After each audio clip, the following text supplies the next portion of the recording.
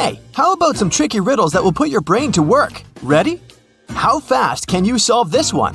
Grace has 7 sons and each of them has a sister. How many children does Grace have in total?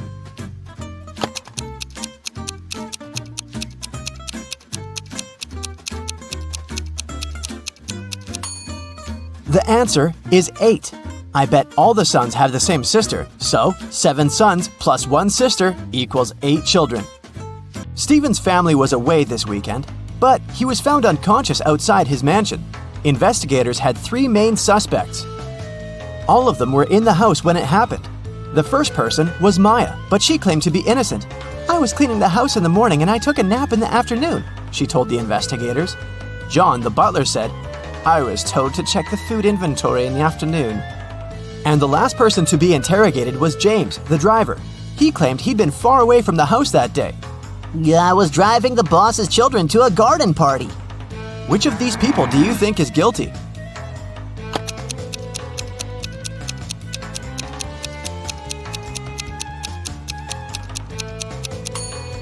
It was James. All family members were away that weekend, so his alibi can't be true.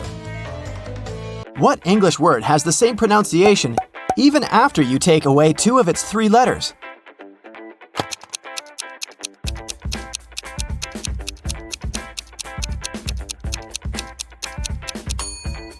It's B.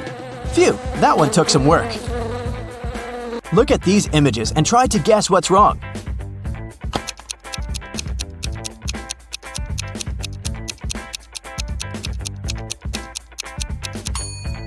Duh! In the last picture, the woman is trying to eat soup with a fork. Like that would work. On a lazy Sunday afternoon, 7 friends decided to go to the mall. Esme, Evelyn, and Elise grabbed a cup of coffee each, while Ava, Ella, and Emma decided to drink some refreshing soda. Using this logic, can you figure out if Esther chose to drink coffee or soda?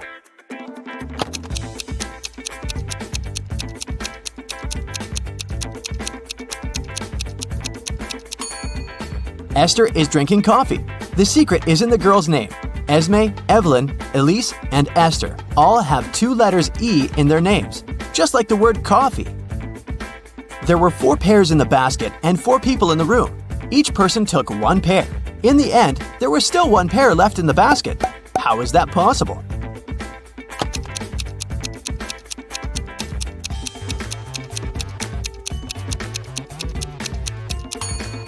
The last person took a pear that was still lying in the basket.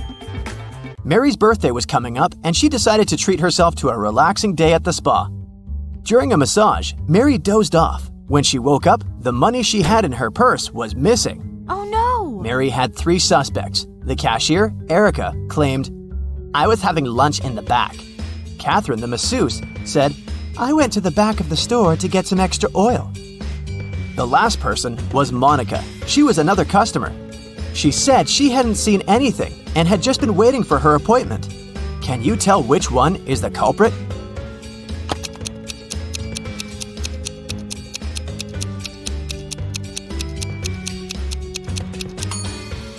The thief is Catherine. She must have waited for Mary to fall asleep and then took her things. Look at the money hidden behind the oils. Hey, it's time for a hair appointment to trim those split ends. But in this scenario, there are only 2 hairdressers in town who can cut your hair. This guy or this girl. Which one should you choose?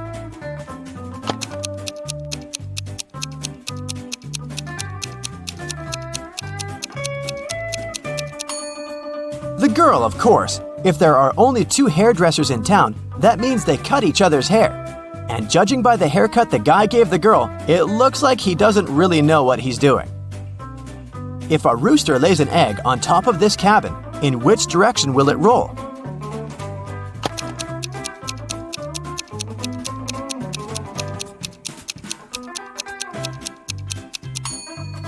Aha! Roosters don't lay eggs, so it wouldn't roll anywhere.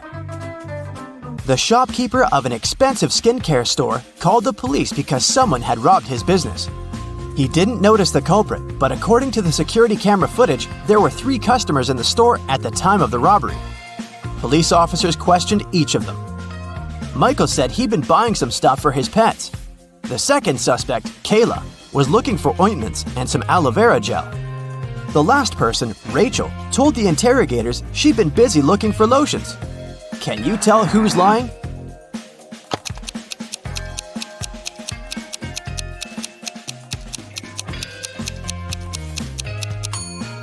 Michael is the culprit. The skincare store doesn't sell pet products. Duh. Peter is a rich man who owns a lot of expensive jewelry. One day, he woke up and noticed that all of it had been stolen. Uh-oh. He called a private detective to solve this case. Peter's wife Carla was the first one to be interrogated. "I was showering at the time," she said nervously. Bianca, the housekeeper who had been working for the family for years, was not in the house. She said, "I was cleaning the garage." The last suspect was Barb, the house chef. "I was making lunch for the family," she told the detective. Can you tell who stole the jewelry?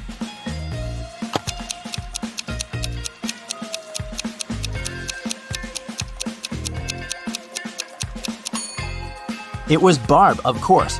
She claimed she was cooking lunch, but the crime happened at night. A man lives on the 80th floor of a high-rise building. On rainy days, he takes the elevator all the way up. But on sunny days, he only takes the elevator halfway to his floor. And then, he takes the stairs the rest of the way. Why does he do this?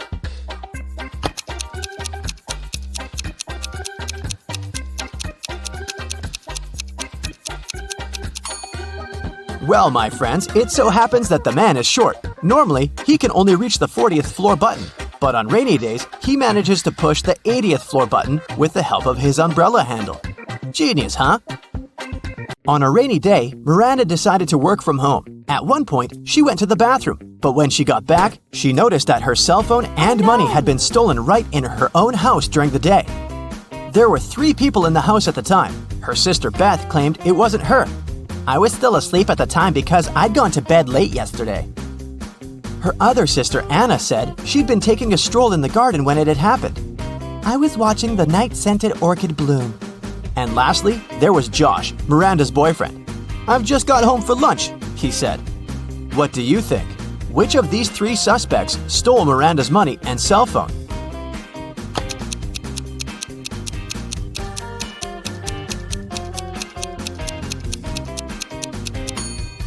Anna is the culprit, of course.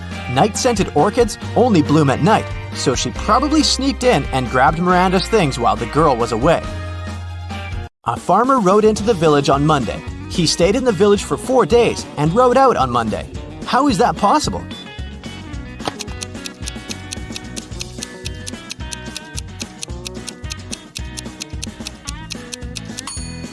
The farmer's horse is named Monday.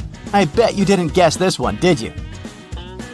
Uncle Ben's farm experienced a terrible downpour, and all but 15 pigs were missing and couldn't be found. How many pigs are still in the barn?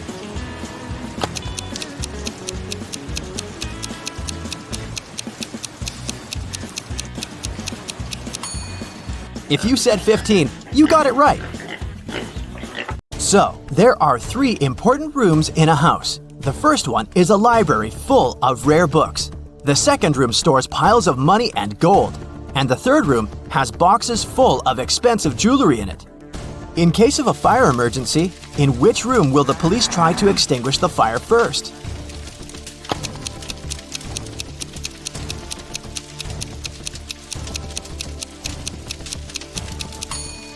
The correct answer is none. Police officers don't fight fire. That's the job of firefighters. Virginia accidentally sent an email to her boyfriend instead of her best friend. She didn't want her partner to see it, so she took his laptop while he was sleeping and tried to delete the message. The laptop required a password to unlock. Luckily, there was a post-it with a hint. History, 3. Music, 5. Book, 2, 3, 1. Yellow, 1. What's the passcode?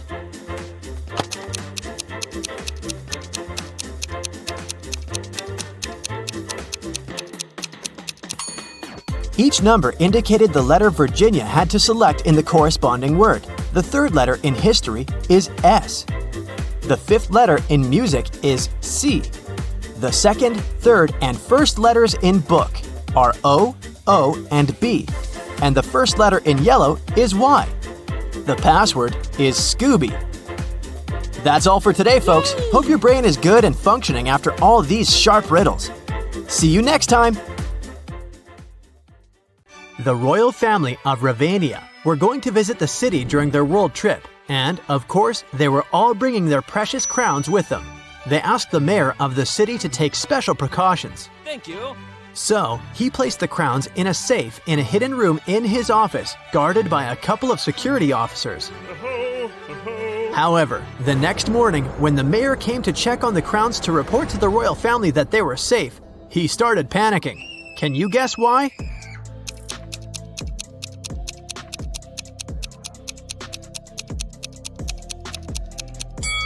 It's because the crowns inside the safe are not the real ones. The first crown has a price tag on it.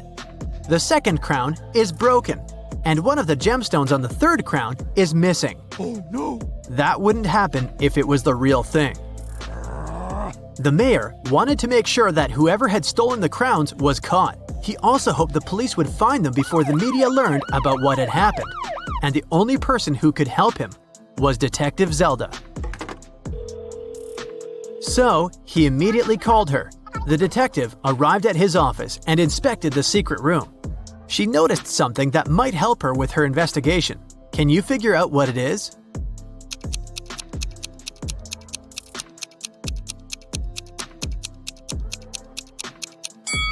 There's a piece of paper under one of the fake crowns. The thief left a note. Detective Zelda read it. Dear Mayor, I'm very disappointed in you. This accident has proved how inept you are at providing comfort and security for your guests, as well as your citizens. I believe I can be convinced to give the crowns back if you pay me a large, and I mean it, sum of money. Mark my words and count on what I say in my letter on this matter. Here is my contact number. 19.1-1.3-19.4-1.2 and 13.3-1.2-6.3-9.1. Yours truly, the Riddling Man. What can you make of this number?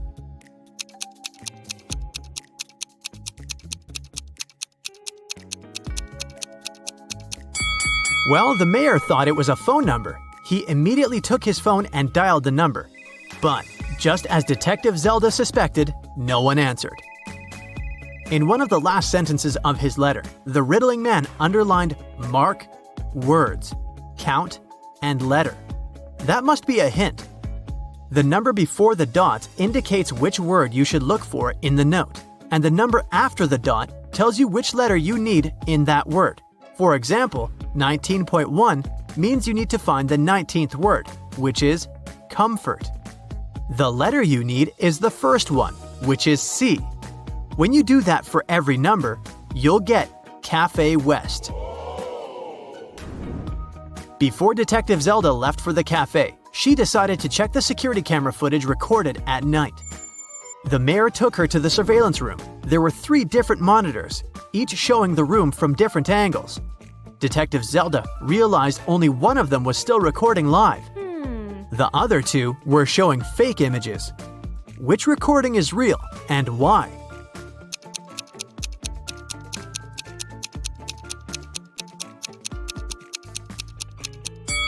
Do you remember what the room looked like when Detective Zelda was inspecting it?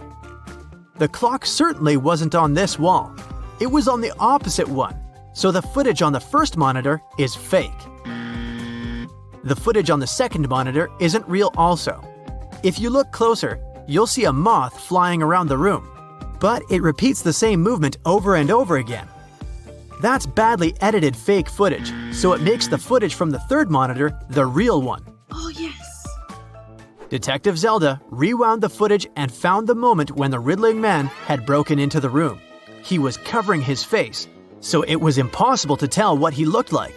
Still, Detective Zelda managed to notice something that could help her find the criminal. Can you tell what it is?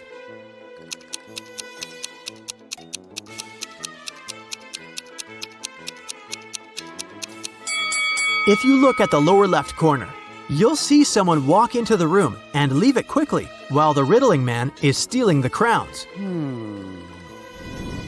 Could that mean that the riddling man has a partner? To find that out, Detective Zelda questioned all the security guards who had been working the night shift. The first guard, George, said that he'd been keeping watch in front of the door. The only time he left his place was when he took a short bathroom break. The second guard, Joe, said he'd been standing in front of the door to the mayor's office all night, and the only person who took a break was George. The third guard, Brian, said he'd been right there by the door as well. Detective Zelda knew only one of them was telling the truth, and the other two were lying. Who is the liar?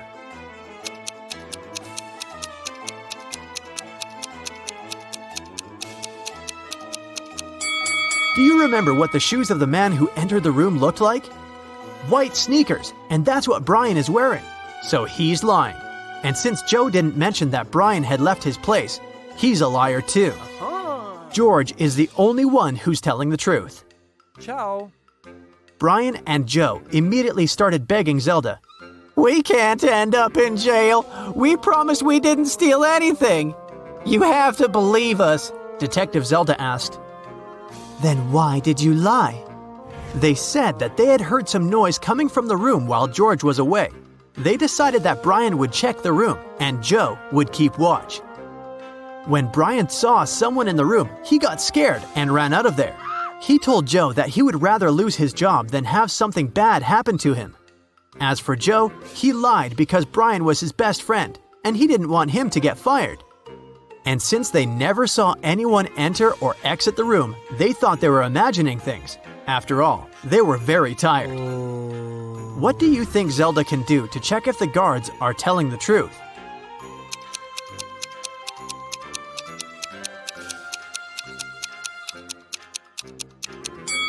She can check the surveillance footage of the street outside the building to confirm that nobody entered or left. When Zelda couldn't see anyone even walk across the street, she came to the conclusion that Brian and Joe were telling the truth.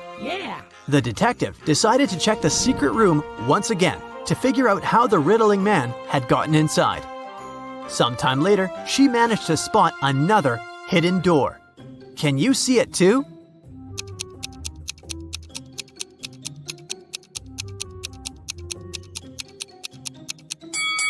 The bookcase is actually a door. Oh my god. She examined the door to figure out how to open it. She noticed 3 buttons, but only one could open the door.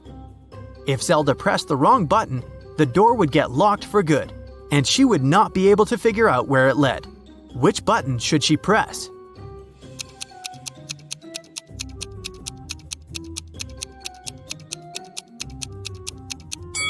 Take a look at the books next to the buttons. One of the titles is meaningless, while the others make sense.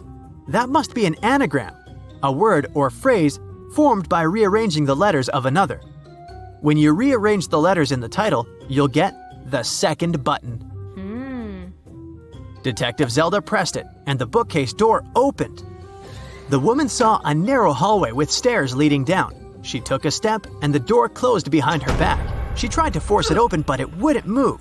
The only thing she could do was go down the stairs. She ended up in an underground pit. Inside, there was nothing but a shovel and a sign that showed her that she was around the pit. In the hole to the left, there were venomous snakes. The pit on the right was filled with poisonous gas. And on the ground right above her head, there was an angry dog with sharp teeth. What should she do?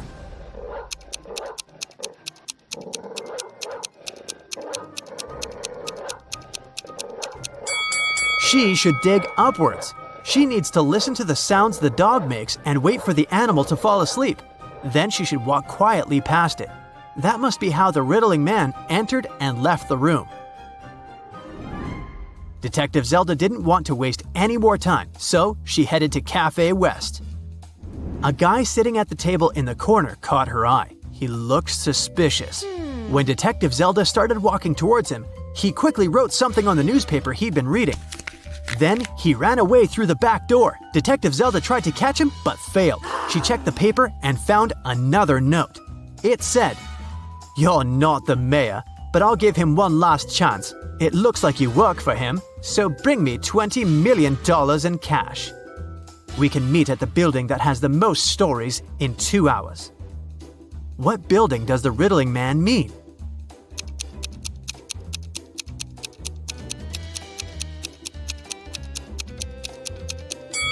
The library. Of course, Detective Zelda was not going to give him any money. She took an empty bag to trick him into believing she had the cash so that he wouldn't run away. She went to the library. When she entered, she saw the riddling man wearing the same sunglasses and coat. He was waiting for her in the riddle and puzzle books section. Then, suddenly, someone accidentally pushed the woman. She dropped her bag. It fell on the floor and opened. The riddling man saw it was empty and understood that this was just a plan to catch him. He ran away. But he dropped something while escaping. It was a library book, and there was a library card inside. It had 3 different addresses of 3 different people who had borrowed the book before. Zelda immediately realized which was the riddling man's address. How did she figure it out?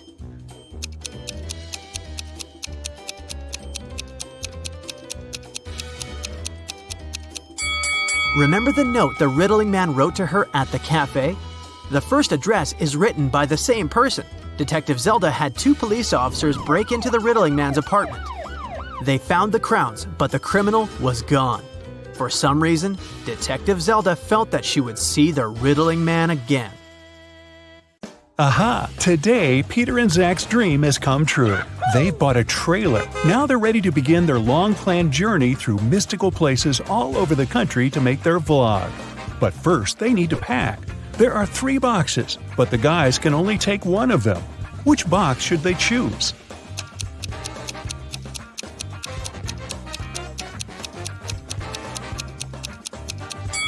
The first one. Take a look at the reflection in the mirror. The second box is empty, and the food in the third box is spoiled. Several cockroaches are crawling around too. Probably not the best company for a road trip. Peter's aunt, Sarah, gave the guys 3 patchwork quilts for the trip. She said that she made all 3 of them by hand. But it's a lie. In fact, she made only 1 quilt and bought the remaining 2 online. Sarah was embarrassed to admit it because she was famous for sewing everything by hand. Can you tell which blanket is handmade?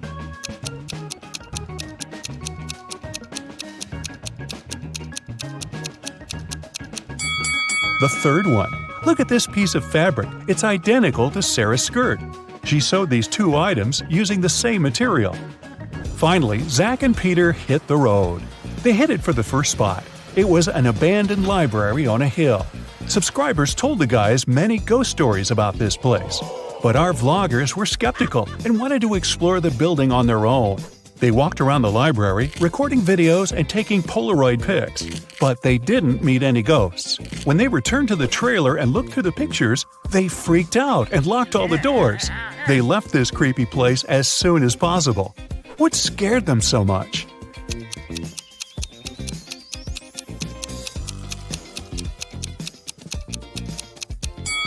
Both of them are in the photo, but then who took this picture? The guys made a stop at the local coffee shop to get some hot drinks. As soon as they came in, Peter grabbed his camera and started recording. Why?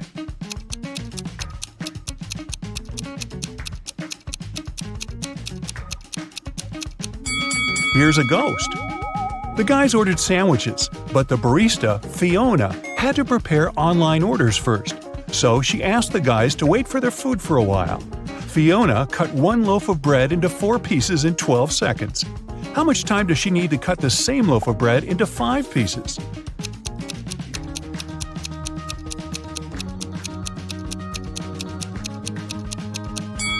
"16 seconds. To get 4 pieces of bread, she must make 3 cuts. If it takes her 12 seconds to make 3 cuts, it means she makes 1 cut in 4 seconds. If Fiona wants to cut the bread into 5 pieces, she needs to make 4 cuts. 4 seconds for each cut makes it 16 seconds in total. Oy, my head's spinning. Zach noticed a fortune teller shop in the basement. It could make great content for the vlog, so he went downstairs. But as soon as Zach entered the shop, all doors and windows disappeared. Wicked Witch offered the guy a deal. She had 2 identical cards. One of them had escape written on it, while the other said marry me. Zach could pick only one card. If he got the escape card, he'd be free. And if he picked the marry me card, he'd stay with this creepy witch forever. The witch didn't want him to have a chance to escape, so she wrote marry me on both cards. Zach anticipated that the witch would do so, but he still managed to win and escape. How did he do it?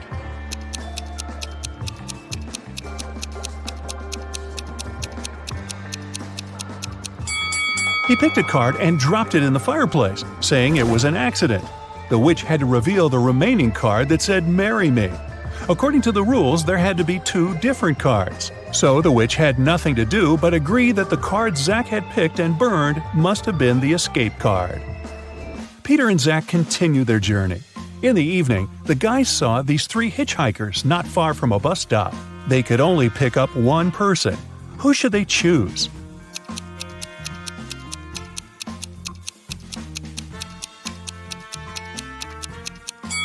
This pretty girl is a werewolf. Hey, look at her toes. She has already begun to transform because it's the full moon.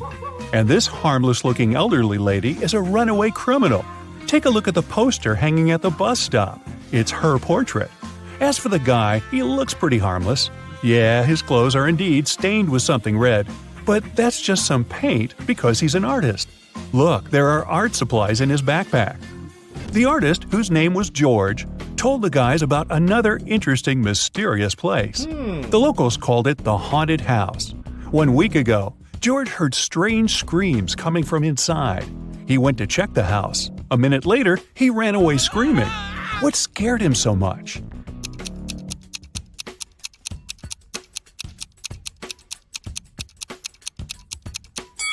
The portrait of this creepy clown is moving. Zach and Peter decided to explore that haunted house. When they entered the building, they didn't see any portraits, but they heard screams coming from the basement. They walked downstairs and found a loudspeaker that replayed the screams over and over again. There was a clown costume in the closet. Zach and Peter found 3 suspects among the neighbors and asked them just one question. What did you do 1 week ago? Mr. Daniel said, I was on vacation in Spain for 2 weeks. We came back yesterday. Jessica said, I have very sensitive skin. I wouldn't spoil it by wearing a clown mask. As for Henry, he said he had been preparing for his tests at college 24/7. Who is lying?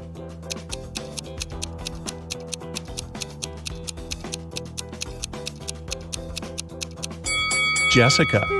Zach and Peter didn't say anything about the clown, but she started making excuses anyway. The guys arrived at the local hospital to film an interview with a famous professor, Dr. Thompson. But first, he had to help 4 people. Kyle complained, I'm misophonic. I wash my hands 100 times a day. Kelly explained, I'm afraid of heights. I can't even ride a bike. Fred complained, I have a strong fear of water. I can't even look at a faucet. And Jenny claimed that she had claustrophobia. She always fainted in elevators.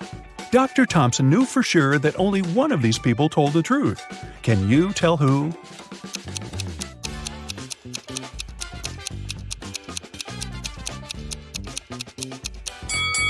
Fred can't be afraid of water. He has an aquarium with fish in his house. Jenny lives in a tiny van, so she can't have claustrophobia. And Kyle's apartment is too messy for someone who has a fear of dirt and germs. So it's Kelly. She sleeps on the floor, which is normal for someone with an abnormal fear of heights. Next stop, creepy caves. Zach and Peter went to see ancient ruins in the middle of the woods. Many people had disappeared there. The guys heard weird screams coming from the cave, ran toward the sound, and got lost. Suddenly, they saw 3 tunnels. The first tunnel was filled with fire. A hungry vampire was waiting in the second tunnel. And the third tunnel was filled with poisonous apples. Which way should they choose?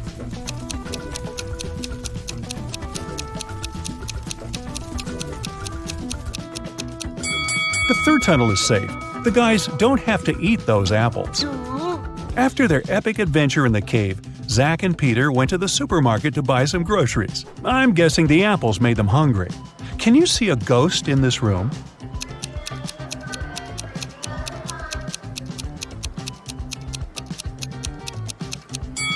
Here it is. Peter and Zach found out that people had seen some zombies in this abandoned town, so they decided to make a stop there and check for themselves. The town looked empty. The guys were very disappointed.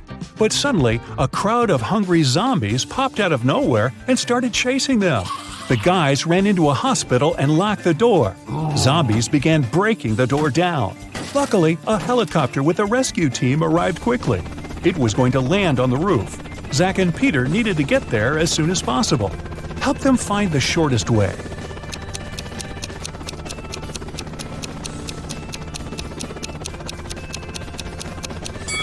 Here's the way.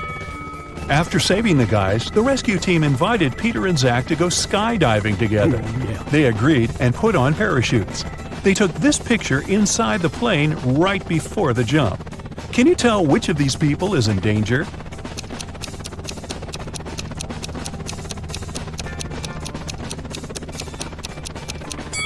This man over here, he's wearing a regular backpack instead of a parachute. The guys made a stop on the shore of a famous, mysterious lake. They went fishing. Suddenly, a mermaid jumped out of the water and dragged Zach into the lake. Peter jumped into the water to rescue his friend. Finally, he found Zach wrapped in seaweed on the rocks in the middle of the lake. 3 mermaids had gathered around Zach and were singing their songs. When they noticed Peter, they said, "We'll set your friend free if you guess which one of us is not a real mermaid." Can you help the guy?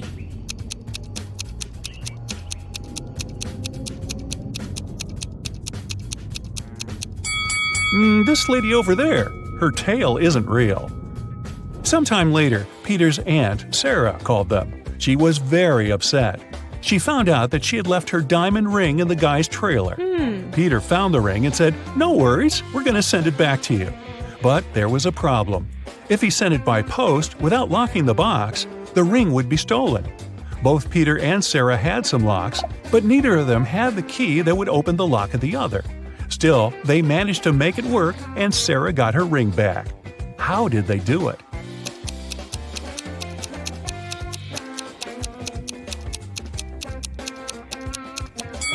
Peter locked the box with the ring and sent it to Sarah. When Sarah received the box, she added her lock and sent it back. Peter received the box and removed his lock. Then he sent the box back to Sarah. She opened the lock with her key and got the ring. Man, these folks lead complicated lives, don't you think? Hey, ready for some Valentine's Day riddles? Look at these 3 guys. Which of them is going on a date tonight? Hello.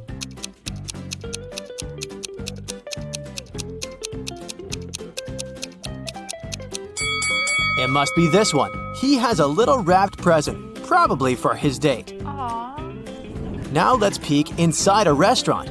Which of the 3 girls is on a date?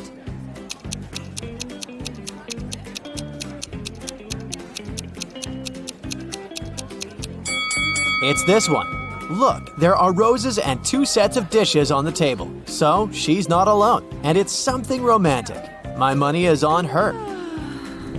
This is Allison, and one of these 3 young men is her boyfriend. Can you tell who?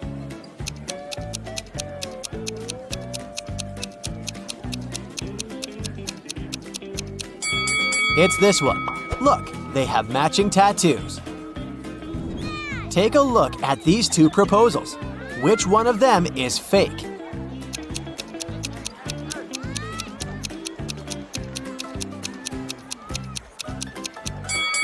This one. Look, the guy has a ring. He's clearly already married.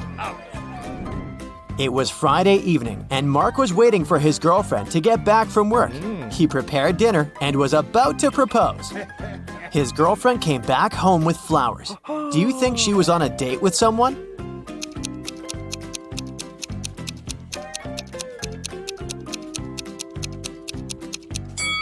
No, she wasn't.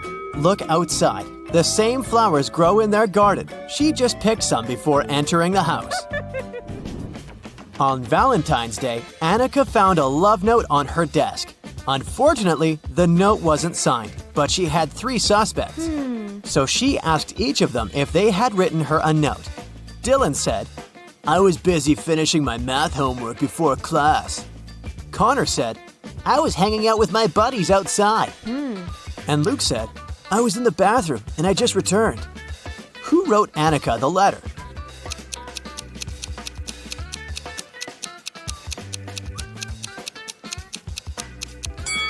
It was Luke. Look, his hands are covered in red ink. That's the color used in the letter. Also, if he had really been to the bathroom, his hands would be clean. On Valentine's Day, Jess found a note in her locker. But the note was weird. It was just a sequence of random letters. Or was it some code? Can you help Jess read the note and figure out who sent it to her?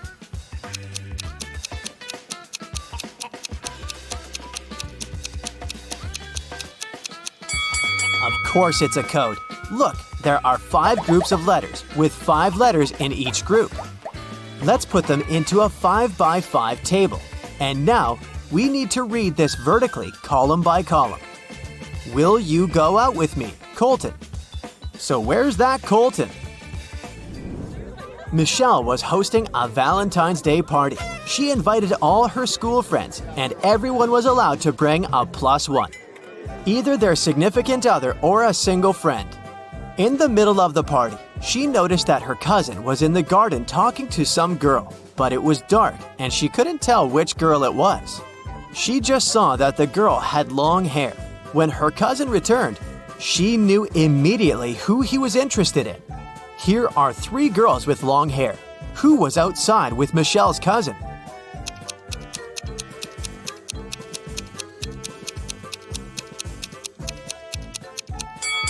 Look, Michelle's cousin has a lipstick stain. The girl must have left it, and this girl right here is wearing lipstick of the same shade. On a cold, rainy night, Damon was driving past a bus stop. There were 3 people there waiting for their bus.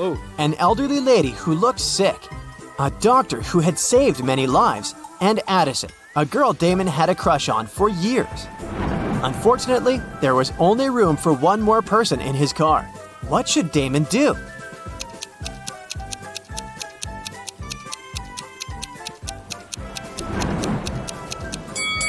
He should give his car to the doctor, who would then take the lady to the hospital. And Damon can stay at the bus stop waiting for the bus with the girl of his dreams. Looking like a hero in her eyes. Yeah. Let's take a little break now. Have you seen any romantic movies? Well, I hope so, because I'll be showing you some emojis, and your task will be to guess what romantic movie they stand for. Okay, here's the first very easy one.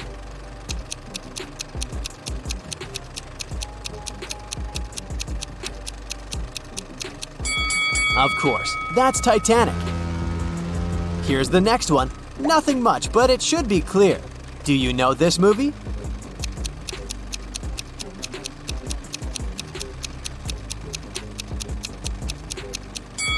It's The Notebook. What about this one? A relatively recent remake was a great success. Can you recognize it?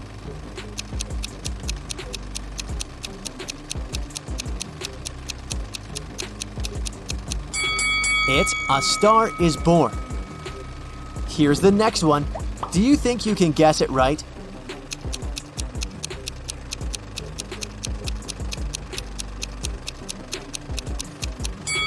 It's Before Sunrise. The next set of emojis illustrates another very well-known love story. Can you guess it right?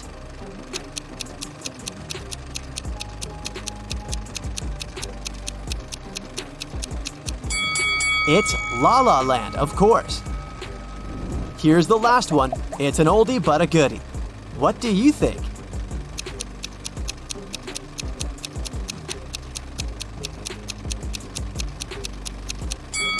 Everyone's favorite, The Eternal Sunshine of the Spotless Mind with Kate Winslet and Jim Carrey. It was Valentine's Day, and Nicole wanted to put a little present in the locker of the student she had a crush on. Unfortunately, she didn't know the code. Luckily for her, the owner of the locker was forgetful too, so there was a note with a hint. Can you figure out the combination?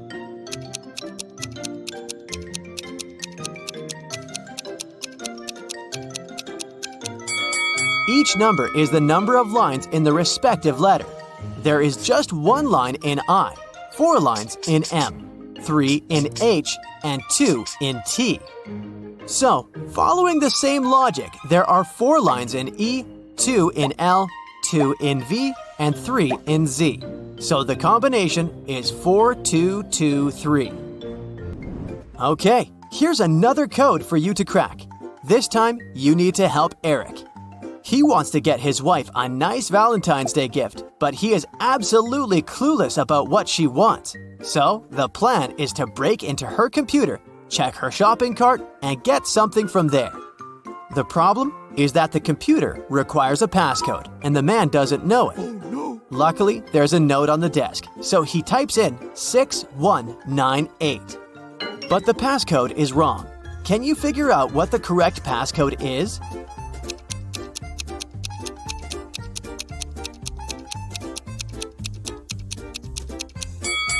The note is just turned upside down. Eric should try typing in 8619 instead. Kennedy works in the emergency room. It's Valentine's Day and there's a patient who felt unwell during a college party. Kennedy leaves the room because she needs to talk to the patient's girlfriend. She was at the party with him. Which young woman should she approach? Who is the guy's date?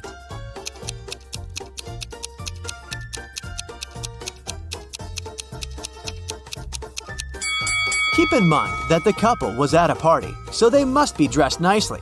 The patient's date is most likely this woman in a pretty dress. Now, let's do some exercises to train your eyes. Here's a bunch of hearts. Can you find one broken heart?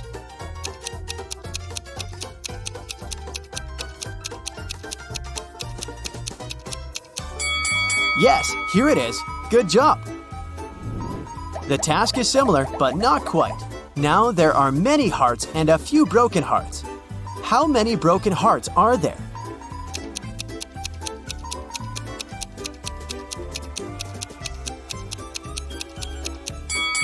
There are 5 broken hearts here. Have you found them all? Kelsey came to an antique store to get some presents for her boyfriend for Valentine's Day. She needed a baseball cap for him, an antique pocket watch, and a toy car from the 1920s. Can you help her find all these items for her boyfriend?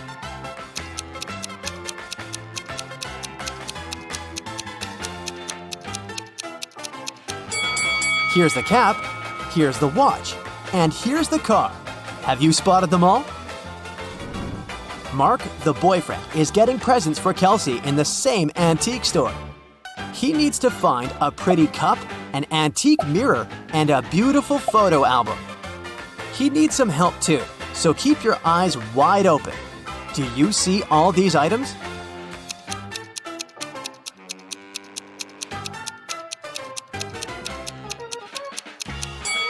Here they all are. 1, 2, and 3. Great job! It's a Valentine's Day party, and Melody, the most popular girl in school, is hosting it. 4 best friends are standing together, and one of them is Melody's boyfriend. Oh, yeah. You ask them who the boyfriend is, and here's what they say. The first guy says, "The fourth one is the boyfriend." The second guy says, "It's me." The third one claims, "No, it's the first guy." And the fourth one says, No, it's actually me.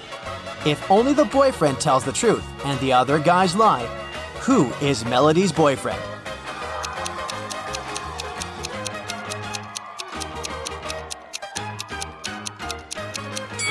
Only the boyfriend tells the truth, so he will say, "I'm the boyfriend." So it's either the second guy or the fourth one. But if the boyfriend is the fourth guy, then the first one is telling the truth too. So, Melody's boyfriend is the second guy. A tragedy in the artist's house. Ryan was a famous artist. Unfortunately, when he was 60, he had an accident that left him blind. The man hired 3 people to help him: Jason, the driver, Laura, the housekeeper, and Timothy. He looked after the garden. One afternoon, Timothy went to talk to Ryan and found the artist on the floor. Someone had attacked him. The police arrived to investigate. Jason told him he and Ryan had had a great time in the morning playing computer games. Then he left to pick up Ryan's daughter from the airport. Laura said she'd spent all day in the kitchen cooking dinner. And Timothy said that before finding Ryan, he had been at the market choosing new fruit trees for the garden. Who is behind the attack?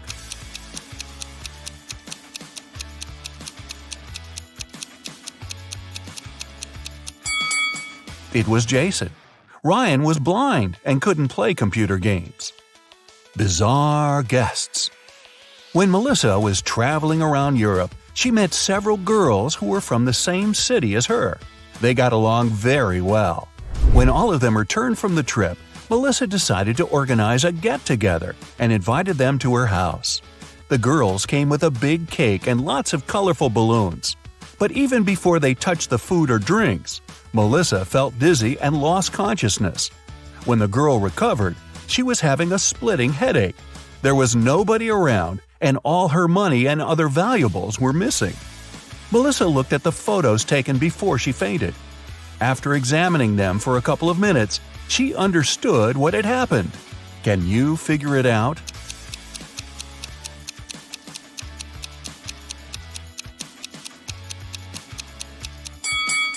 There was sleeping gas in the balloons. The other girls must have put on face masks not to be affected by the gas. When Melissa lost consciousness, they took all her expensive stuff and left. Wow, time to get some better friends, huh? A mysterious disappearance. Stephen called the police and told him his wife Lisa was missing. She called her husband at 8 in the evening and told him she was about to go home, but she never arrived. The police questioned 3 suspects. Ashley, Lisa's best friend, said she had just returned from her vacation. Mark, the neighbor, was sure he'd seen Lisa in the afternoon, driving off in her car. And Paul, Lisa's colleague, told the police he'd spotted the woman in a shopping mall in the evening. Who's lying?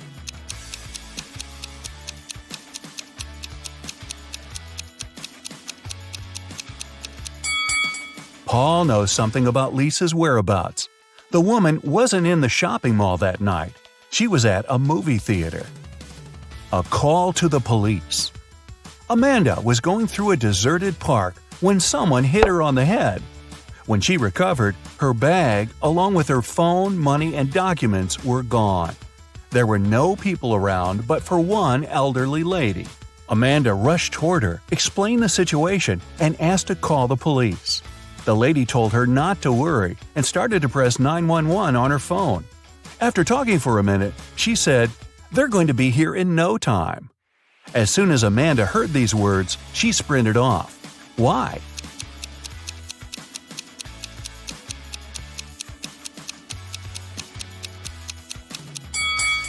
Amanda saw the lady's phone didn't have any signal. Then how could she call the police? A suspicious senior citizen. A date.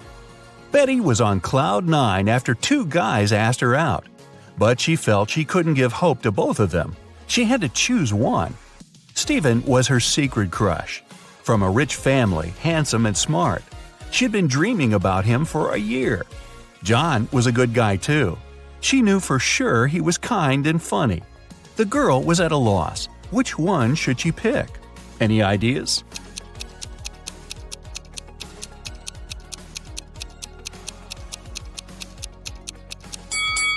Betty should go for John. Stephen isn't serious about her. He has a lipstick mark on his neck, left there by Stanley. So yeah, better choose John. A bizarre code. Brian's friends invited him to spend the summer vacation in Europe with them. Unfortunately, the guy had serious study problems. To punish him, his dad took his passport away and locked it in a safe. The only way for Brian to get his documents and have some fun was to crack the code. Yeah, we still don't want to crack the books, huh? When he sneaked into his dad's study, he saw a piece of paper stuck to the safe. There were 3 drawings on it: a rose, a rainbow, a calico cat, and a banana. Brian thought for a while and then pressed 4 numbers.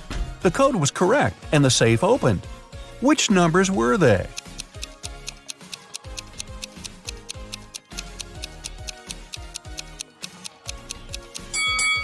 "2731. Each digit corresponds to the numbers of colors of the objects in the picture. An anxious husband. A man called the police. He could hardly talk. "My wife! She got into a car accident!" When the police arrived, the woman had been already rushed to a hospital. The detectives found out that she had crashed into a tree right next to her house. The car was beyond repair. One of the police officers examined the vehicle and saw the woman's bag.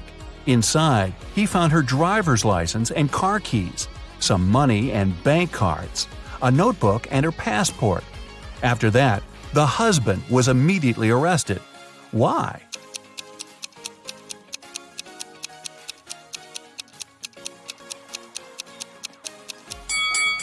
How could the woman's car key be in her bag if she was driving?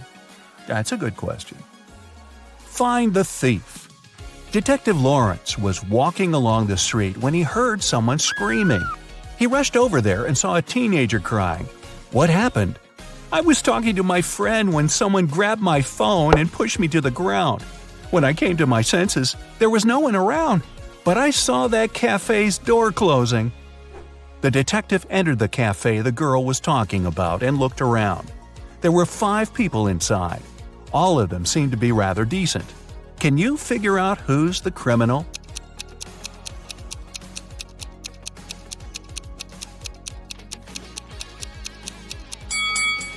It's the man near the coffee machine.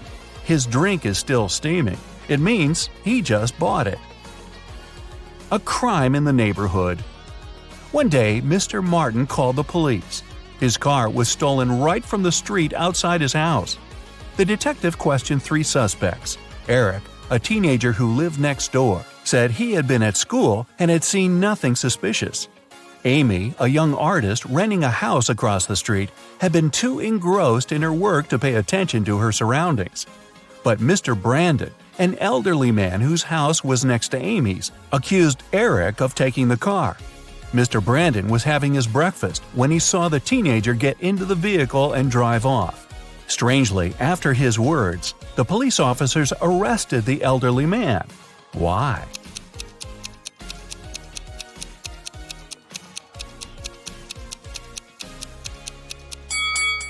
The only thing Mr. Brandon could see out of his window during breakfast was his tall brick wall. Desperate for help. Kenneth, a newbie police officer, was walking along the street, proudly wearing his uniform. Suddenly, a pretty girl rushed toward him. "Help!" she screamed. "I've been mugged!" After Kenneth made her calm down, the girl told him her story. "I was walking home from college when a man ran up to me. He hit me in the eye and took all my jewelry and money." When Kenneth heard this, he immediately realized the girl was lying. How?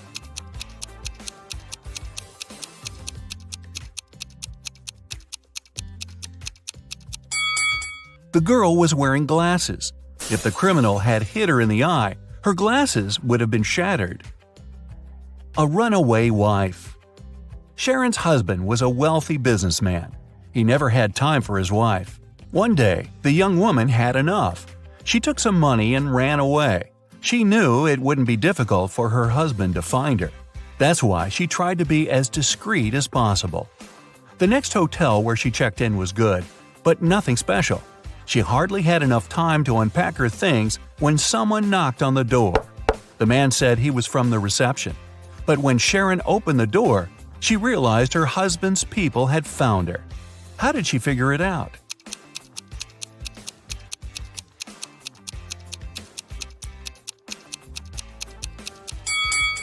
The man's uniform was different from the one the hotel receptionists were wearing. A missing collection. Mr. Bernard had an unusual hobby. He collected rare watches. One day, he came home and discovered his collection was gone. He called the police. They decided to start by questioning the man's neighbors. George said he had a busy day, meetings, video conferences, emails. Anna told police she had been feeling unwell since the very morning. She canceled all her plans and stayed in bed. Jason said his car had broken down and he'd been repairing it for the whole day. One person seemed suspicious enough for the police to arrest them. Who was it?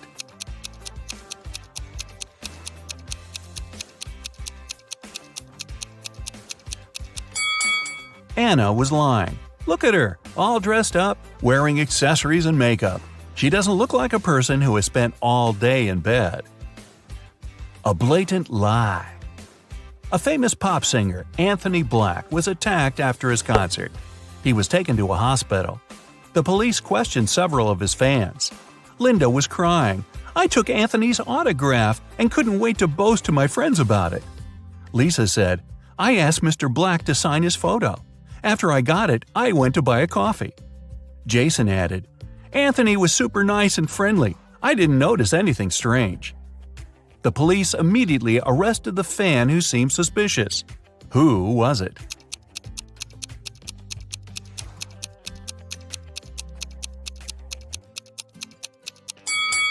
It was Lisa. The autograph in the photo looks different from the singer's real signature. You're taken into a dark cave. Your mission is to escape without getting caught. 4 different colored doors appear in front of you. A red one leads to an outer galaxy without a trace of oxygen. A yellow door leads you to a great white shark-infested water tank. A blue one leads to 66 million years ago, the time when a massive asteroid hit the Earth and made dinosaurs go extinct. And a purple door leads to a beautiful island filled with beaches and delicious food. On the wall, there's only one clue. It reads, "Pick the door that's not a primary color." You've got 10 seconds to open the right door.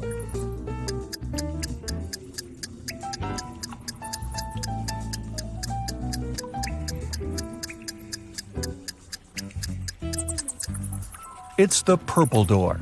Red, yellow, and blue are all primary colors, while purple is secondary. Plus, don't forget there's beaches and delicious food. You've managed to escape, and now you're transported to the beautiful island. You find a citizen in need. He tells you his brother had been taken by an evil mathematician, and the only way to escape is to solve his riddle. You rush to the scene and arrive at precisely 3 p.m. There, the mathematician greets you with an angry look and a tricky riddle. "If you calculate the height of my tower, you and my prisoner are free to go. If you fail, you'll stay here forever. I offer you 3 calculation methods to choose from: multiple long sticks, your shadow, or the long rope hanging from the tower. I give you 9 seconds."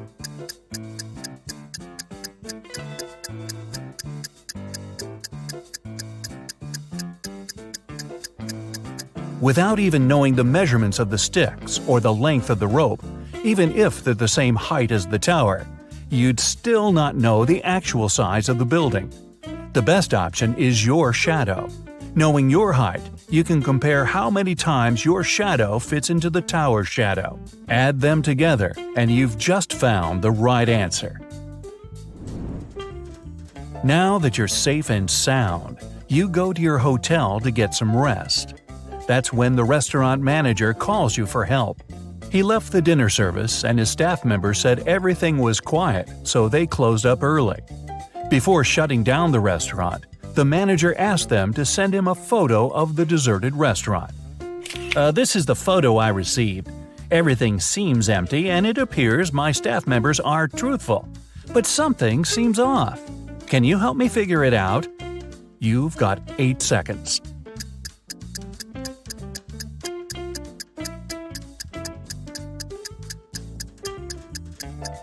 It appears the image was photoshopped. The employees removed the people from the picture, but they forgot to erase someone's hand from the table. Right before walking upstairs to your room, the HR manager calls you into her office. She needs help with a job application she received for the receptionist position. She's looking for someone who is multilingual and narrowed it down to 3 applicants. But only one person is telling the truth. Sarah is from Belgium and she speaks Dutch. Louise is from Switzerland and she speaks Swedish. Marie is from Monte Carlo and speaks Italian. You've got 7 seconds to figure out who is truthful.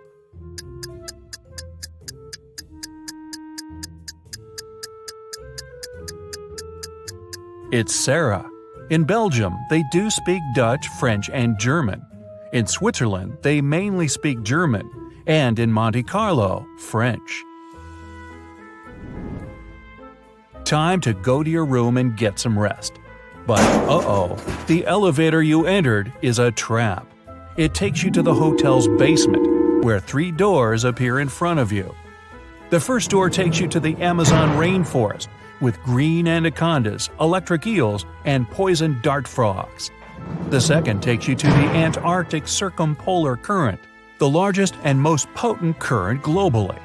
The third takes you to the top of Mauna Kea in Hawaii.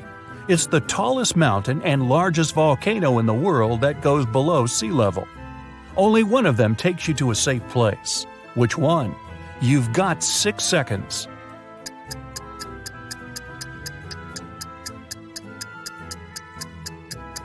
Pick the third door. Mauna Kea is a dormant volcano, and it stopped erupting hundreds of thousands of years ago, so you're safe. You've made it out of the shady cave and you need to go to your room.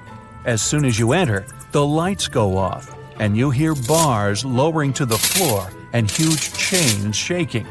You use your arms to navigate around and come across dots on the wooden floor. You run your fingers through them. It's Braille, and it reads, "One of the 3 magic mushrooms on this table will help you leave this place. Pick wisely, otherwise you'll be stuck in this dark room forever." The mushrooms on the left will make you super strong and provides healing powers. The one in the middle will bring the electricity back, and you'll be able to see. The one on the right will make you small and invisible. You've got 5 seconds to pick the right mushroom.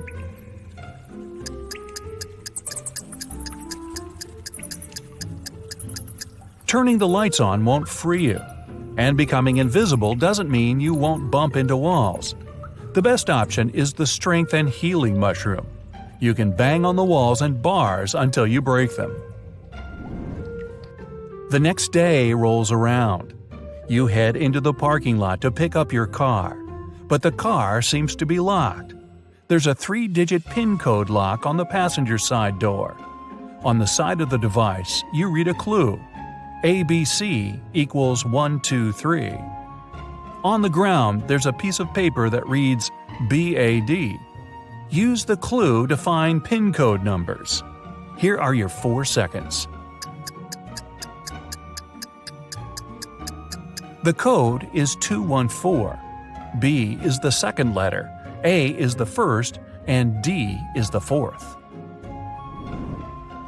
Now that you've got your car, time to do some shopping at the mall. You visit a jewelry shop. You discover it has a mysterious extension leading to a room filled with gold coins, diamonds, and other expensive metals. As soon as the owner spots you, he traps you in the room and locks the door. Nice shop. He tells you there's only one way to survive in that dark chamber. You must eat 1 muffin. If you eat the wrong one, you won't make it. But if you pick the right one, you'll be free to go. The first muffin turns you into moss. The second one turns you into a badger. The third muffin will turn you into a snake. 3 seconds. Moss can't survive without the sun for long, and snakes need the sun to regulate their body's temperature. The correct answer is the muffin that turns you into a badger. These creatures spend long periods in the dark. The mayor of the town calls you into his office. He politely ignores the fact that you're now a badger. He says that something mysterious is going on inside one of the town's restaurants. Everyone has turned into a zombie. Only one human is left in the bar, and you must save them. But first, you have to identify them. You're shown a photo with 3 people. Only one of them is human. You've got 3 seconds. It's the lady on the right. It looks like the red spot on her shirt came from her hot dog. The lady on the left is missing part of her ear. Now the mayor takes you to the local school. The principal needs to decide which of the students deserves to go to space camp next summer. She picked all the students that got A's on their report cards and gave each of them a bean. She said, "The person who will return with the tallest bean plant will win the prize, but you can't cheat." All kids came back with large plant pots and bean plants filled with smaller beans. Only one girl returned with a plant pot filled with soil.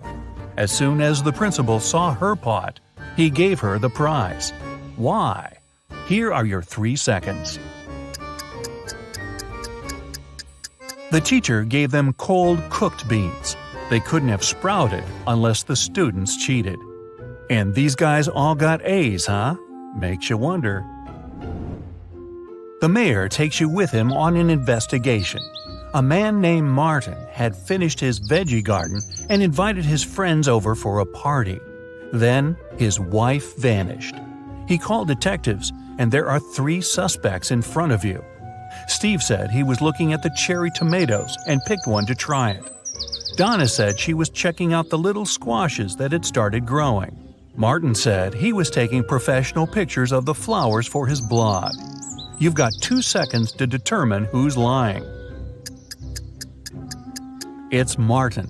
This was a veggie garden. It didn't have any flowers. Time for your last test. You're walking into an underground tomb. You must retrieve the treasure and make it out alive. As you walk deeper and deeper into the tomb, you come across a mysterious creature. He says, "You must correctly answer my riddle. If you do, the treasure is yours. If you don't, you'll disappear forever. I'm not alive, but I can grow. I don't have lungs, but I need air to breathe. If water touches me, I cease to exist. What am I?" 2 seconds. The answer is fire. Whose wife is a vampire?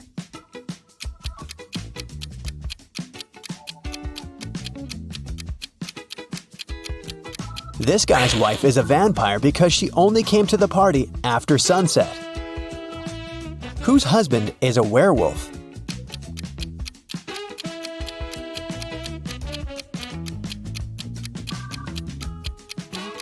The girl on the left is sweeping up her cat's hair. See? There's a cat in the background. Meanwhile, there are scratches on the floor and walls in the house of the girl on the right. And this shoe has a torn front. Her husband must be a werewolf. Whose wife is actually a ghost?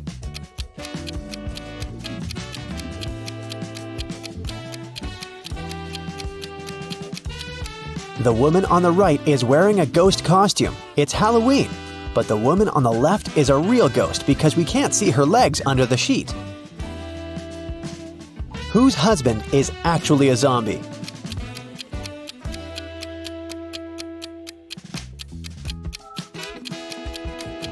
The man on the left is just sick. The man on the right is a zombie because he's the only one who doesn't eat human food and has an empty plate. Water lilies grow on the lake. Every day, their number doubles. The lilies will completely cover the entire surface of the lake in 48 days. How many days will it take them to cover half of the lake?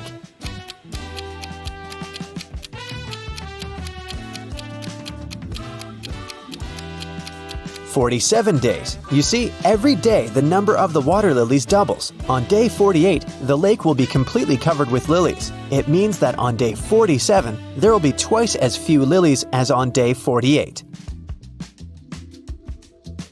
Jack noticed that someone regularly ruins his lawn.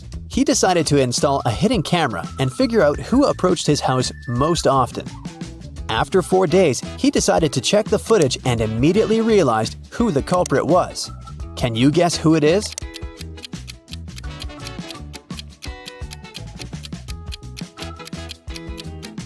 Jack's neighbor Karen ruins his lawn. She's present in all the photos, but she tries to disguise herself so that she can't be recognized. A woman didn't have her driver's license with her. She didn't stop at a railroad crossing when the barrier was lowered. Then, ignoring the stop sign, she moved in the wrong direction along a one-way street and stopped only after passing 3 intersections. Traffic police officers, seeing all this, decided not to interfere. Why?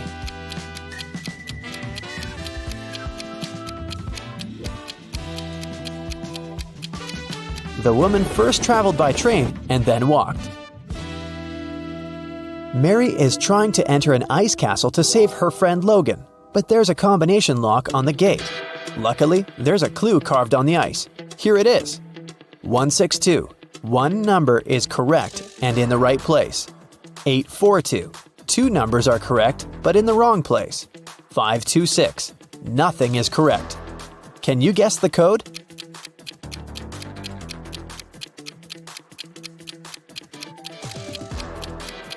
The passcode is 184. First, we exclude 2 and 6, since in 526, no number is correct. In 842, two numbers are correct, so two of the numbers we need are 8 and 4. The last number must be 1, and since 1 is in its place, we can easily figure out where 8 and 4 must go. Mary opens the gate and enters the castle. She walks down an icy corridor and comes across 3 doors. There's a severe snowstorm behind the first door. In the second room, there's a dangerous snow dragon. And behind the third door, there's a lake covered with a layer of dark blue ice. Which door should Mary choose?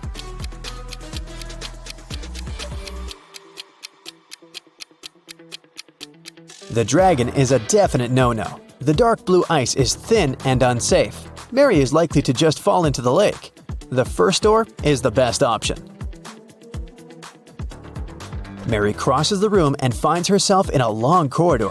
The Ice Queen's monsters start chasing her. The girl runs down the hallway and sees another 3 doors made of clear ice. There's a magical snow parrot in the first room. The second room is filled with water. And there's a small black room behind the third door. It looks more like a locker. Which door should Mary hide behind to avoid being found?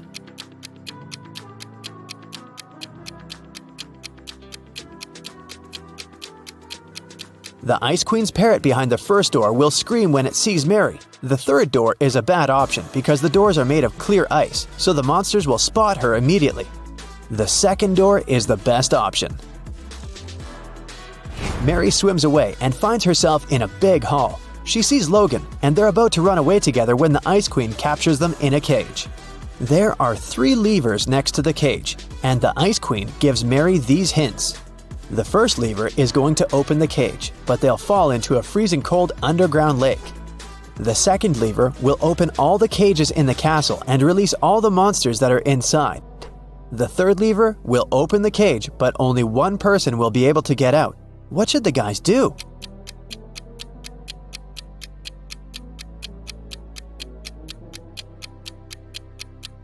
They should pull the third lever and let Logan out. After that, they should pull the first lever. Mary will fall into the water, but Logan will help her get out of the lake.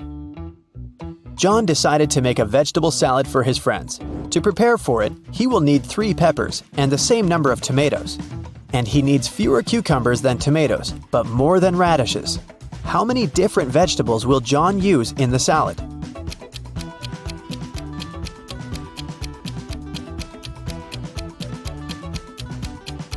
.3 peppers, 3 tomatoes, 2 cucumbers, and 1 radish.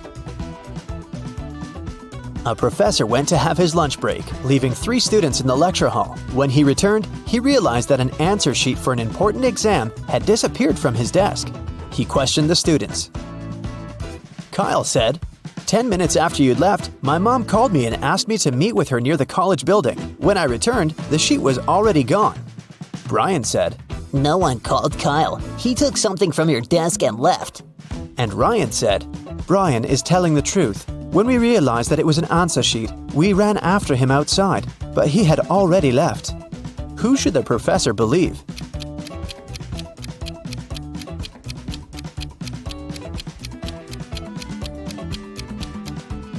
Ryan and Brian are lying. They said they had run after Kyle outside, but it was raining and they're both dry. Which of these artists is suspicious?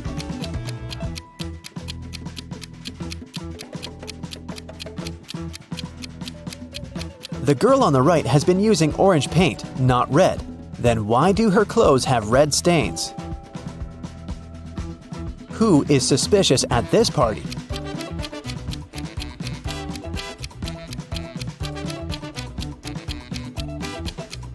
The second girl marked this glass to know which of them contained poison.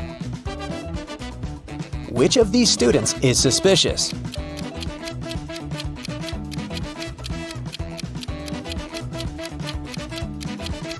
Student 3 only pretends to be writing. He's actually reading a magazine. Which of these women is suspicious?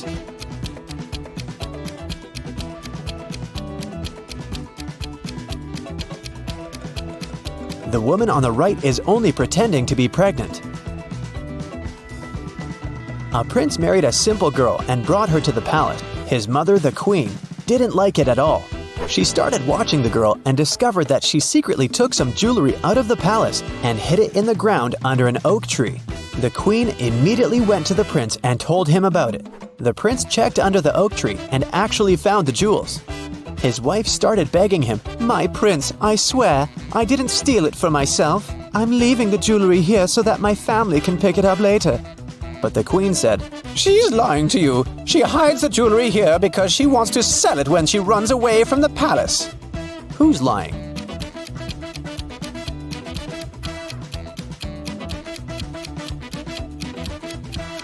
The girl's lying. No one forbids her to visit her family or give them whatever they need openly. She hides it because she'll need the money after running away. John had a lunch break, so he went to the butcher to buy some meat. He asked the butcher to cut the meat in a specific way. The butcher asked if John was a firefighter. John said yes. How did the butcher guess John's profession?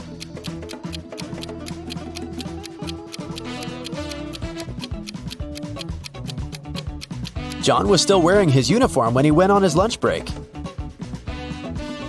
Mary went to the forest to pick some berries and mushrooms. Sometime later, the girl realized she had gotten lost. Suddenly, she heard the trees crackling behind her back. There was a monster approaching. Mary ran as fast as she could and managed to get away from the monster. She saw a small house and went inside. An elderly lady lived in the house. She said she would help Mary, but Mary immediately realized that this lady was a shapeshifter. She was the monster in the forest. How did Mary know that?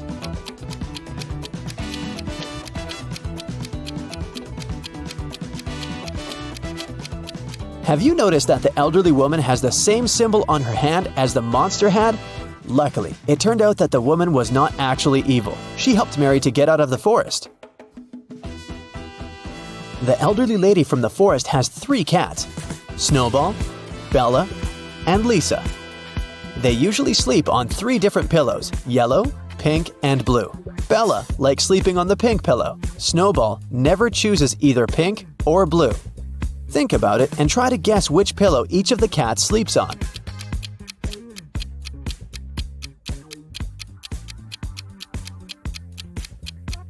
Bella sleeps on the pink pillow, Snowball lies on the yellow one, and Lisa sleeps on the blue one. Now it's time to think fast. Why is Santa Claus so good at karate?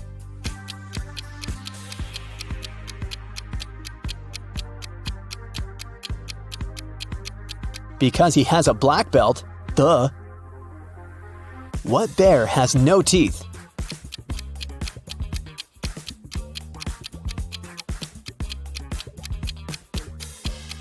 Marmalade bear. How can you make a rattlesnake cry?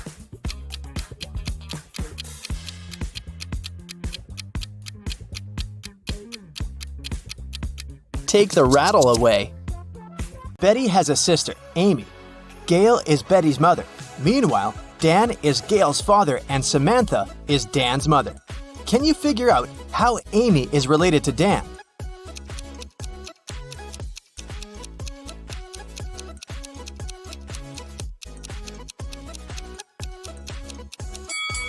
Here's why. Amy is Betty's sister, and Betty is the daughter of Gail. Therefore, Amy is another daughter of Gail. We also know that Dan is Gail's father. Therefore, Dan is Amy's grandfather. Betty is going on a date, and she's a little late. Her boyfriend, Stan, is already waiting for her inside their favorite coffee shop.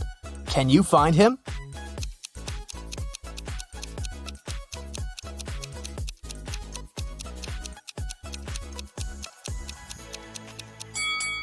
It's this guy on the right. He has a small gift box on the table. After the date, Betty takes a car sharing to go home. The car is parked at this point. Can you figure out the only point Betty can reach?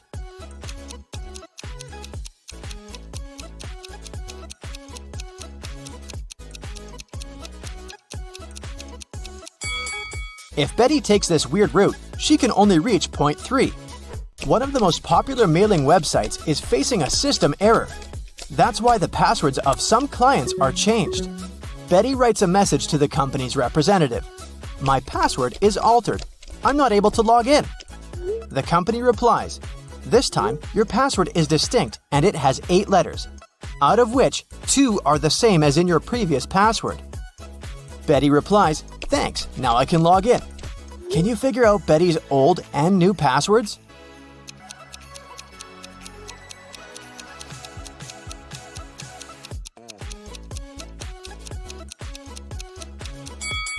Her new password is distinct, and the old one is altered. Betty arrives at her favorite swimming pool and spots something really weird. Can you see it too?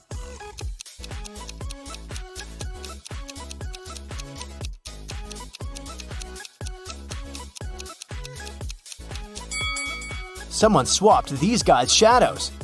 After swimming training, Betty goes to the public shower. There are other people in shower cubicles nearby.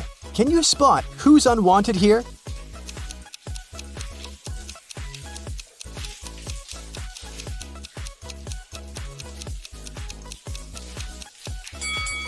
This person on the left should probably use the men's bathroom. He has only one shampoo bottle, while ladies usually bring a bunch of skincare products.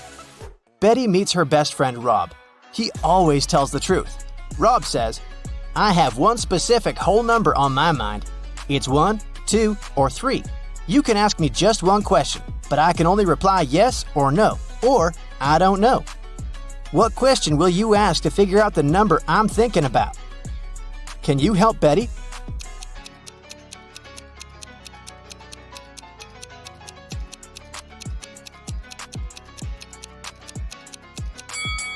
She should say, I have one whole number on my mind. It's between 2 and 3. Is the number I'm thinking of smaller or equal to your number?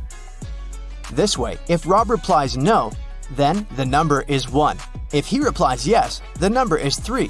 And if he replies I don't know, the number is 2. Betty got a job as a cashier at a movie theater. A group of her first customers approached the ticket kiosk. 4 mothers, 2 grandmothers, and 4 daughters. What's the minimum number of tickets they need to buy?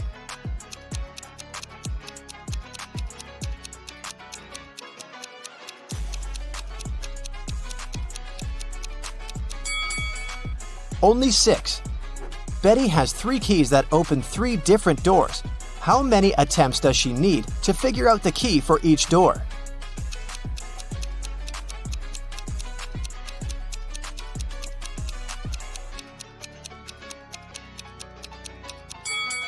Betty will need 6 attempts. First, she has to check the first key and spend 3 attempts for 3 doors. Then, check the second key, 2 attempts for the remaining 2 doors. And then, use the third key to open the last door. Betty enters the cafeteria and spots a thief right away. Can you see this person too?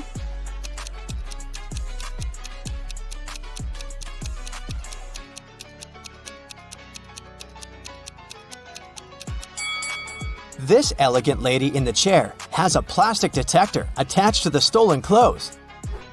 Someone robbed the movie theater. Betty calls the police and they arrest 3 suspects. Officers check the guys' passports. Can you spot a fake ID?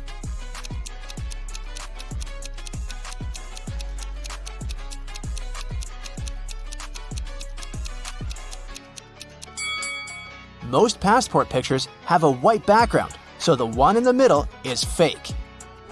Late at night, Betty is walking home in a snowstorm. She meets her neighbor walking a dog in the street and freaks out. Can you guess why?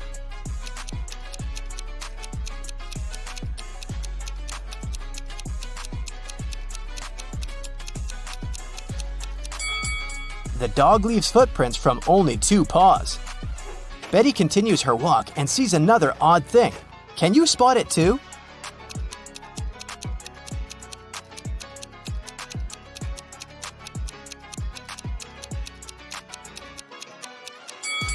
It should be the moon, not Saturn.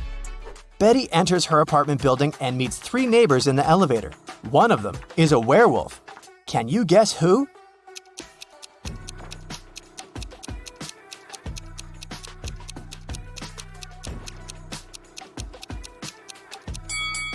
This lady on the left. She's wearing a moon necklace. Betty goes to sleep and wakes up in an arena. The speakers announce that she must fight with one of these 3 hybrid creatures. Which one should she choose to stay alive? A polar bear with a head of a tiger, an elephant with a wolf head, or a hybrid with a face and body of a huge squid and the legs of a human?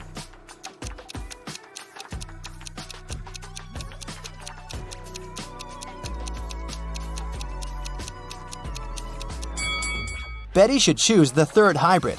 Since its body has gills, it won't be able to breathe and fight outside water.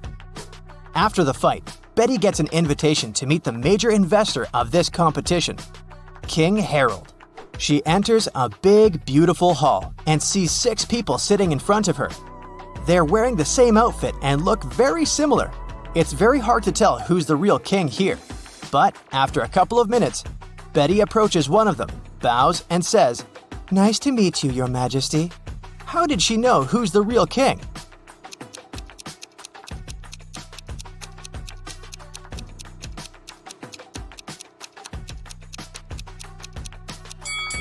All the other guys were looking at the king very attentively to imitate his manners and actions. Meanwhile, the real King Harold was sitting calmly. Betty returns home and faces bad news. Her cat Fluffy is missing. Betty questions her neighbors. Lily says, "Sorry, I didn't see any cats. I'm working from home. I spent all day working on my new book." Vanessa said, "I haven't seen Fluffy today, and it's cool because I have a terrible allergy to cats."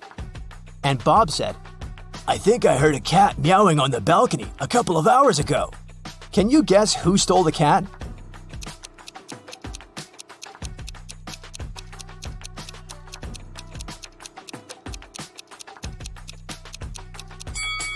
Nobody. Fluffy's been hiding under Betty's couch all this time.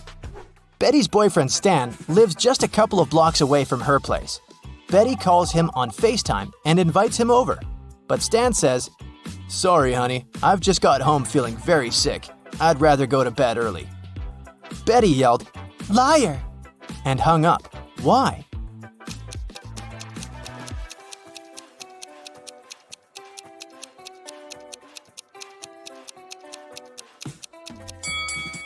Take a look at Betty's window. It's pretty dark. Stan lives only 2 blocks away, but there's a bright blue sky in his background, which means he's definitely not at home. Betty makes a beautiful sandcastle and then lies down. She falls asleep. In a while, Betty wakes up and sees that someone has ruined her castle. She asks 3 persons hanging out nearby, "Who did it?" Kelly replies, "I like your castle and took a couple of pictures for my social. Then I left to get some ice cream. When I came back, I saw the castle was completely ruined." Olivia said, "I'm sorry, I was swimming far from the shore. When I returned to the shore, I didn't notice any castles." And Tom said, "Sorry, lady, I don't see anything because I'm blind. The wind must have destroyed your castle. You shouldn't have to make it 5 stories high." Can you spot a liar?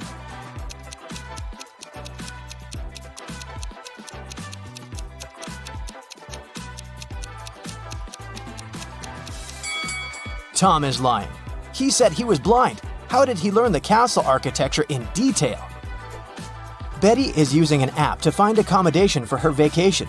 She likes 3 offers. Rose invites her to stay in a cozy bedroom on the 4th floor of her luxurious villa for the price of $50 per night.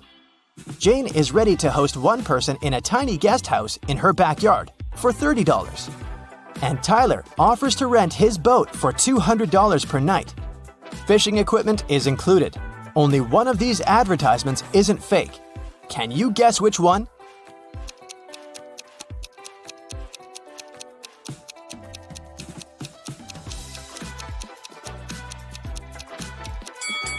This villa is 3 stories, and Tyler's picture is hanging on the pier. He's a runaway thief. So, Jane's guest house is the safest option for Betty. There was an incident in a secret laboratory One of the scientists released a substance that turned people into vampires. Detective Reed arrived at the scene to interview 3 witnesses. The first scientist, Michael, said, I stopped by the lab this morning to pick up some notes. The machines were working just fine, and I didn't see anyone. I took the papers and left. The second scientist, Lindsay, said, I closed the lab at night. One of the PCs was faulty, but I was very tired and decided to leave it till the morning. Unfortunately, I overslept. And the third scientist, Jennifer, said, I got up early and went to the lab to check the devices. No one seems to have entered the room. I fixed one of the computers and left. Which one of them was lying?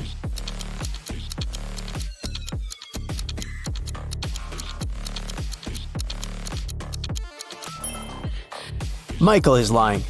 One of the computers was actually faulty, and Jennifer spent the whole morning fixing it. If Michael had walked into the lab, he would have known about it, or Jennifer would have noticed him. So he must have entered the lab after the others had already left. But why would someone release such a dangerous substance? Michael didn't want to confess, so Detective Reed decided to investigate the crime scene to find out who was behind this. Take a look at this picture. Is there anything suspicious?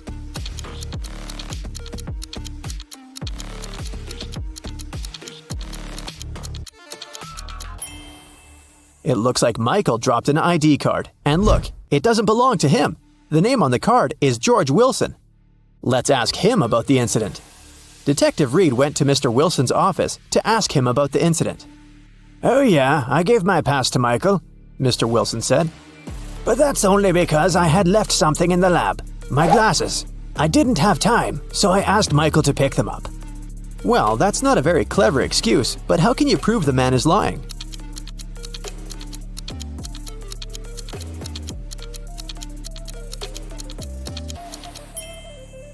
There's an open glasses case on the table, and the glasses are inside. But Mr. Wilson, didn't you say that you left them in the lab? Oh, did I say my glasses? Sorry, I meant my papers. I made this mistake because I asked my secretary Shirley to look for my glasses yesterday. Find something to prove Mr. Wilson is lying.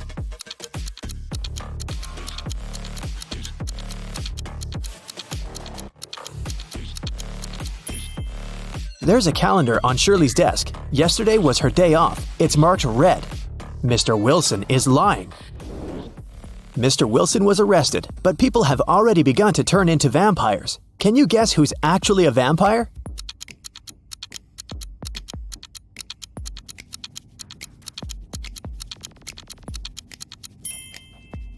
The woman on the right. She's putting on her makeup, but do you see? She isn't reflected in the mirror. Meanwhile, those who haven't turned into vampires gather everything they might need to survive. Which of these people is more likely to stay alive?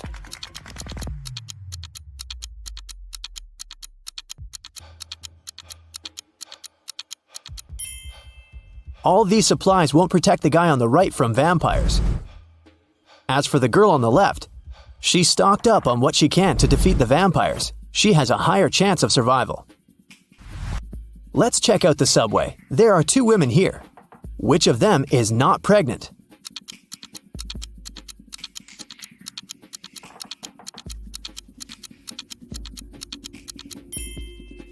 The girl on the left is not pregnant. Look, her belly is of a very strange shape.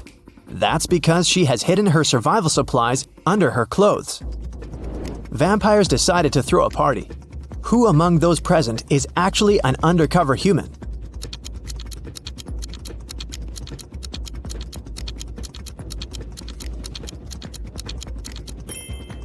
The guy on the left is a human. He's wearing makeup and false teeth. Nikki is also trying to survive. She packs her things and decided to move to a neighboring town. But suddenly, a vampire charged at her car. He damages the vehicle and takes away some supplies. Fortunately, he doesn't manage to bite Nikki. She escapes. Nikki has to stay home.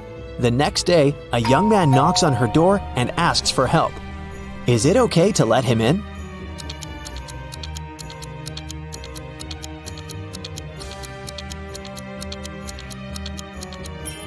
Nope.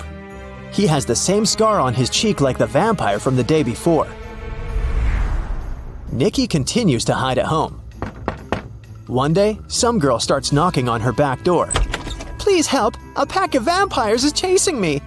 Nikki opens the door. The girl is out of breath, but she manages to say, They're almost here! Can I come in? "Is it safe to let her in?"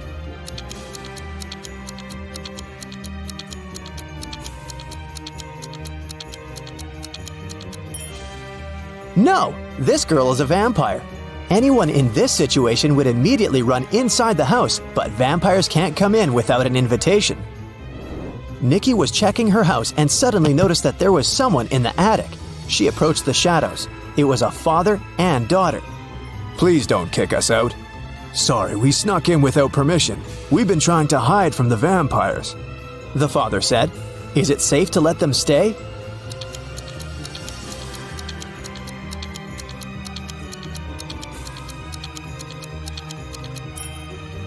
Yes, firstly, they're sitting in the sun, but their skin seems to be okay.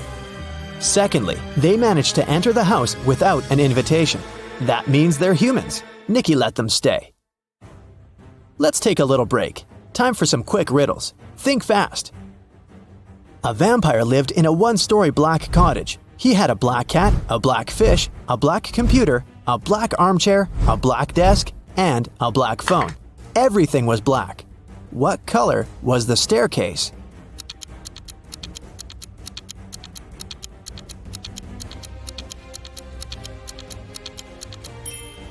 There was no staircase in that house because it was a one-story cottage. 3 vampires are walking fast. The first vampire says, "2 other vampires are walking behind me."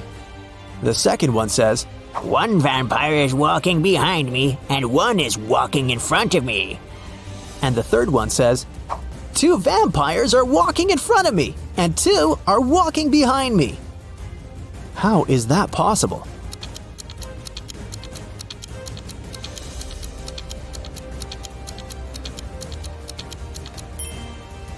These vampires are walking in circles. Humans, vampires, and werewolves gathered in one mansion. There are as many werewolves as there are vampires. There are as many vampires as there are humans. How many creatures are there if 3 of them are werewolves?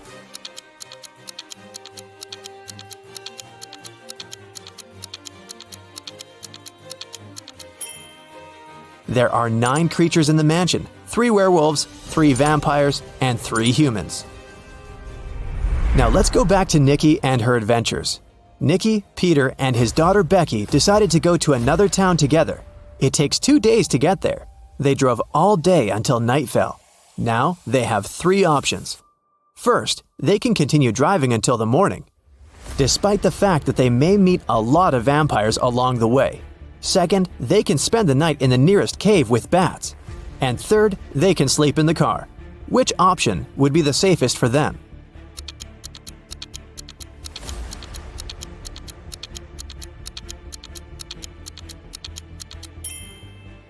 Sleeping in the car is a bad idea. Vampires can sneak up on them in the middle of the night. A night in a cave is also a bad option. Vampires can hide among these bats. The safest option is to keep driving. Although they'll probably meet vampires, they have a chance to survive if they drive faster. They drove really fast and managed to reach the city by the morning. But when they got out of the car, they discovered they were surrounded by vampires. To escape, they need to choose one of 3 roads. On the first road, there's a pack of vampires. They're coming straight at the guys. There are wild hogs on the second road.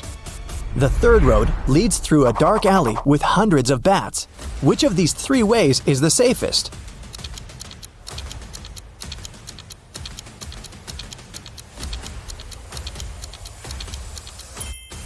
The second way is the best option because the sun illuminates it, so vampires can't follow Nikki and her new friends.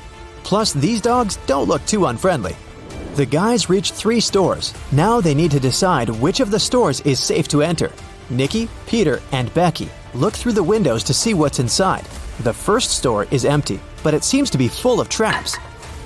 The second store is full of survivors, but they look dangerous. And the third store seems empty as well, but it's completely dark there, and you can't see anything except for dozens of bats. Where should Nikki lead her friends?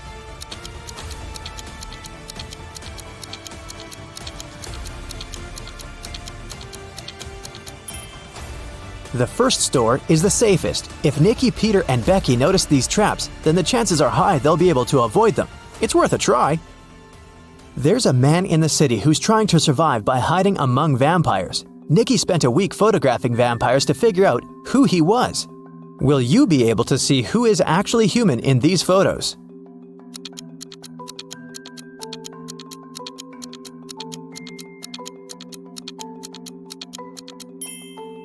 You can see this man has all 4 photos. In one of the photos, he's eating garlic bread, and in this one, his leg is exposed to the sun.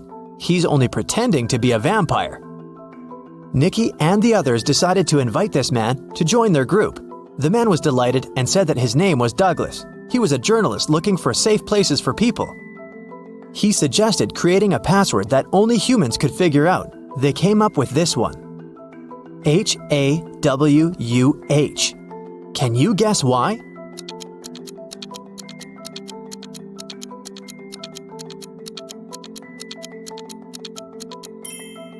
If you look at the reflection of this word in the mirror, you will see Huwan, or Huwan. Flip the letter W and you get the word human. But only those who get reflected in the mirror will be able to solve this puzzle. Nikki and her friends settle down in this town.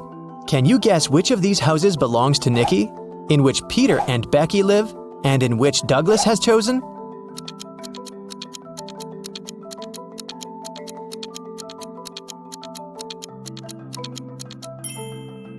House number 1 belongs to Peter and Becky. There are 2 bicycles next to it. House number 2 belongs to the journalist. Do you see his equipment? And the remaining house, house number 3, belongs to Nikki. Thirsty on an island. Simon was shipwrecked and washed up on the shore of a deserted island. He's thirsty, and the only thing he has is a plastic bag and a straw. After looking around, he sees a juicy cactus, a tall leafy tree, a dirty pond, a pool of mud. How can he use the plastic bag to get water?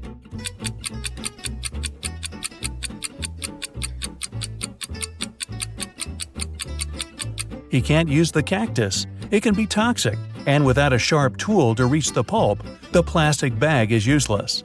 The dirty pond and muddy pool are filled with bacteria and parasites, and without tools to start a fire and boil the water, he could get sick. The best bet is the tall, leafy tree. He simply needs to tie the bag on the edge of a branch and pierce it slightly with a stick. The tree will produce drinkable water through transpiration. Oh, that's clever. Where's the waiter? Adam is the head waiter at a 1-story steakhouse. On the busiest night of the week, he vanished, and the owner called the police to file a missing persons report. Detectives talked to the last 3 people who saw him. A trainee server said she only saw him when he got to work and parked his bicycle. The chef said he saw the waiter in the kitchen when he came to get a glass of orange juice. The cook said he last saw the waiter going upstairs. After the statements, the police arrested the cook. Why?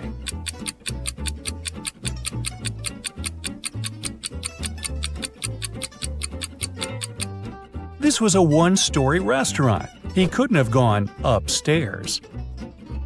Spilling the tea. Susie went to study for her university exam at a coffee shop. She ordered a white tea and sat down. 10 minutes later, she got up to go to the bathroom. When she returned, her laptop wouldn't turn on and her teacup was empty. Someone had spilled the tea on her computer and cleaned it up. She called the manager, told him what happened, and they came up with 3 suspects. The barista said he had been swamped and didn't see anything. The supervisor said he was sorry that the milky tea spilled on the computer, and he could see if insurance would cover the cost. The head barista said he was sorry the milky tea spilled on her laptop, and he'd make her another one while they waited for the police to arrive. Immediately, the store manager knew who did it.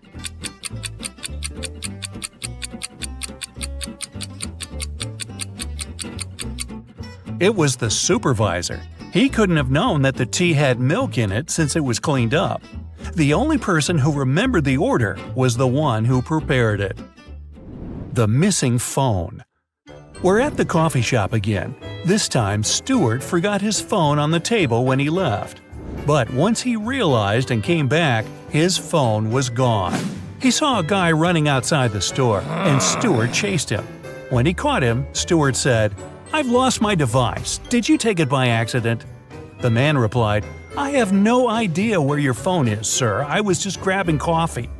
Stuart immediately called the police. Why?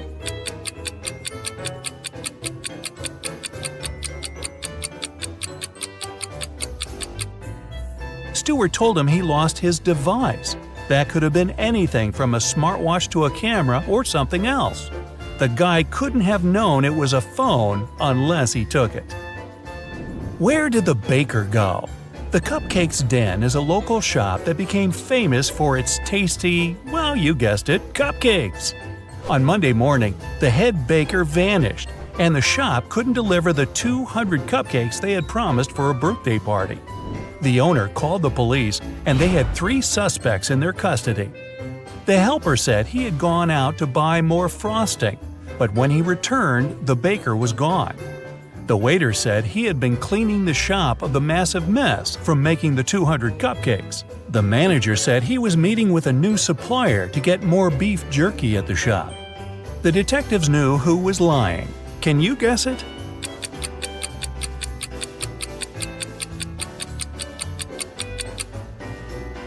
It's the manager. Who needs beef jerky at a cupcake shop? Get the last question right. Adam was taking part in a brain teaser TV game show, and he had one last question to answer before winning $50,000. He was tired and decided to call his best friend Luke to help him. The host asked, "If you could rearrange the order of the letters in this word, ACIPCIF, what does it show? A country, a city, a large mountain, or an ocean?" Luke answered correctly. Can you?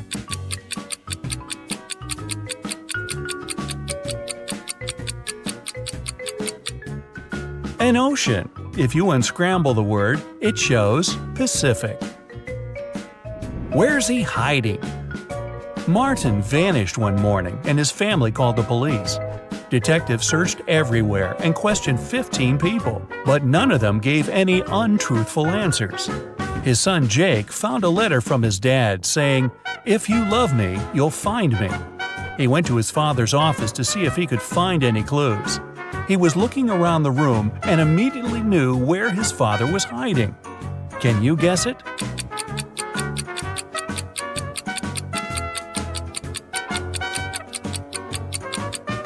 On the wall, there's a picture frame with his dad's cabin, and it's got a hand-drawn circle on it. He must be there. Lost in an underwater cave. Sarah just got her certificate as a cave diver. She decided to spend her afternoon exploring some dangerous underwater ocean caves. While turning left and right, she got lost. She didn't have enough time to look for her way back and continued swimming further. That was when she came across 3 openings. Through the first, there were 45 hungry piranhas. Through the second, a great white shark. And through the last one, a giant box jellyfish. Which is the safest path?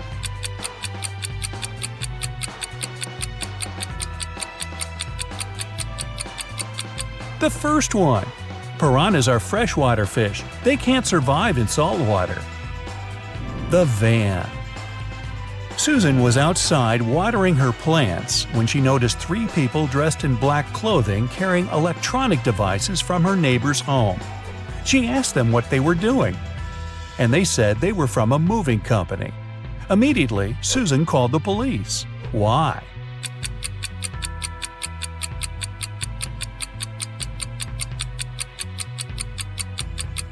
There were no license plates on the van, and movers don't only carry electronic equipment, but all sorts of stuff. The prison escape. One morning, Detective Smith was called into a maximum security prison to discover how 3 men had managed to escape from their cells. The prisoners could neither see nor talk to each other, but they arranged their escape together. They went to the shower room at breakfast, lunch, and dinner. and only one person was allowed in at different periods. How did they manage to communicate and escape?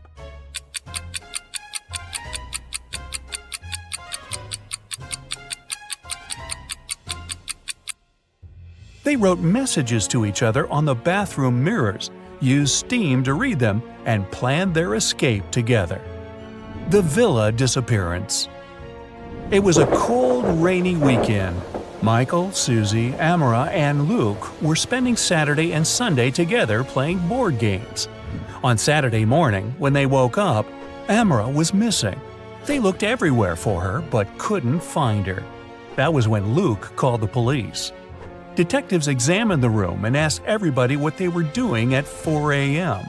Luke said he couldn't sleep, so he went downstairs to the gaming room to play some online games. Michael said he couldn't sleep either, so he went outside to look at the stars. Susie said she followed Michael outside to get some fresh air.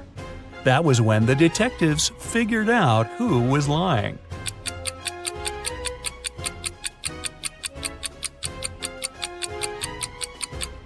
Michael and Susie. It was a rainy weekend, remember? The cursed photo. Alan was on his final stretch to becoming a detective. He passed a bunch of assessments until he reached the last one. This was where his attention to detail skills would be tested. The chief of police handed Alan a photo. He told him, "This is Michael. He's having a birthday party. But something in this photo is very eerie." Alan spotted it in 2 seconds. Can you?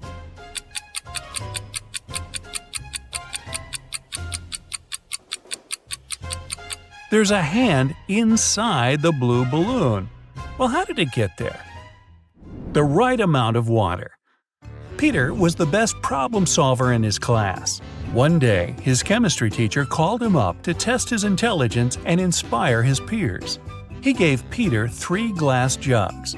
None of them had any measuring markings on them, but just a label showing their maximum capacity.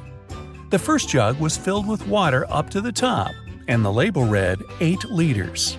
The second was empty, and its label showed 5 liters.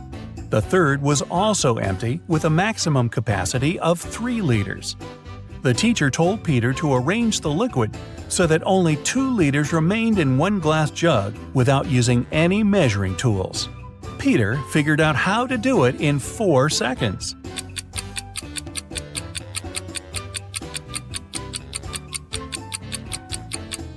First, he needs to fill the 5-liter jug all the way to the top. Then he needs to pour the water from the 5-liter jug into the 3-liter jar until it's full. What remains in the 5-liter jug is 2 liters. The treasure coin. An archaeologist spent the past year looking for a lost ancient treasure. As he was digging, he found one ancient gold coin. He took it to his museum. When his colleagues carefully cleaned the coin and took a closer look, they refused to accept it. Why?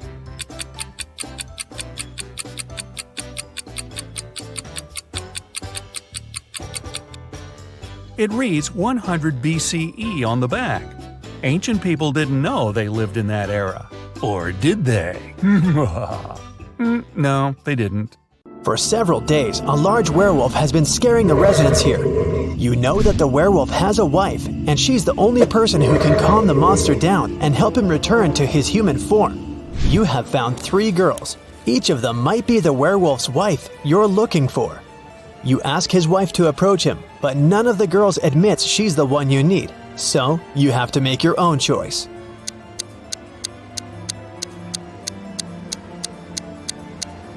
Do you see some wool on the girl's clothes? It's the wolf's fur, which means she's the wife. She walks up to the monster, hugs it, and the werewolf turns into a human. You're hungry. You drop by a pizzeria. The owner of the restaurant says that someone has taken all his weekly earnings from the safe. The thief wore gloves and left no fingerprints. The video cameras were turned off. You know this pizzeria has had several similar incidents over the past year. Every time, the insurance company paid the owner the entire amount that had been stolen. You're sure the owner took his own money to use the insurance again. Take a look at the office and prove that the owner is guilty.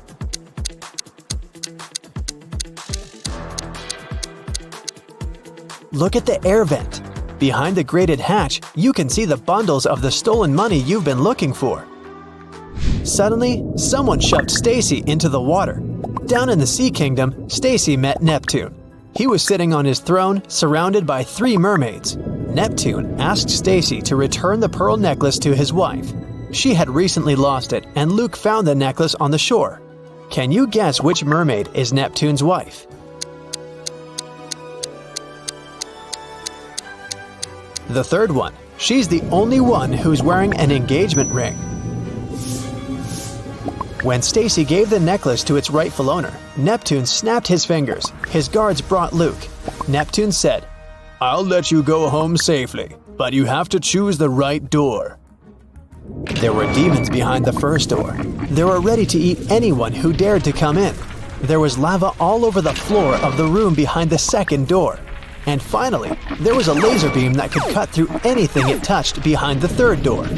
Which door should Stacy and Luke choose?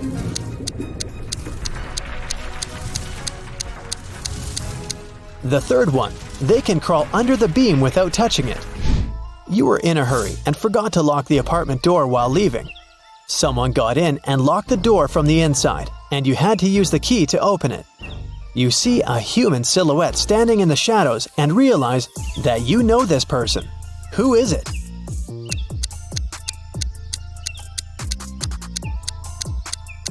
It's the woman who asked you to help her brother. She was wearing a red bracelet. The silhouette has the same accessory. I came here to thank you in person. The door was open, but you weren't at home, the woman says. A mysterious biologist invites you to his home for dinner. He takes you down to the basement and puts 3 plates of weird items on the table. One has wild mushrooms with white gills. The second is filled with castor beans. The third has some fish brains. Which one is safe to eat?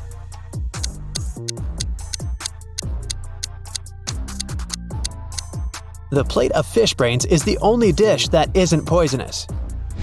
Someone got into Matthew's house during a severe rainstorm and took a lot of expensive stuff. The man called the police. They came over and started to interview the neighbors. Nicole said she lived alone and worked from home. She was inside the whole day. Jerry explained he was a chef in an Italian restaurant. He came back from work only half an hour ago. Sophia told the police she hadn't left home because she was ill. Who was the intruder?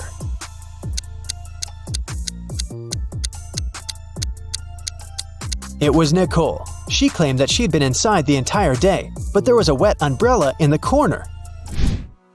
Kim and Ashley are best friends. They decided to spend summer vacation in Italy together. They were very lucky to buy cheap plane tickets. Their flight was at 10 a.m. Unfortunately, when the girls arrived at the airport, they realized it was the wrong one. Now, they have 2 options. To take a high-speed train for $100 to go to the right airport, or stay here and buy tickets for a later flight for $400. What should they choose?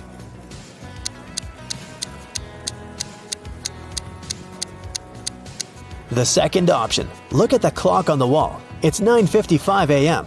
The boarding for their flight is already over. They won't make it even if they take a high-speed train. Kim and Ashley bought new tickets. They went to the airport restaurant to drink coffee. But one weird detail scared Kim away. She suggested they should leave that place as soon as possible. What did Kim see?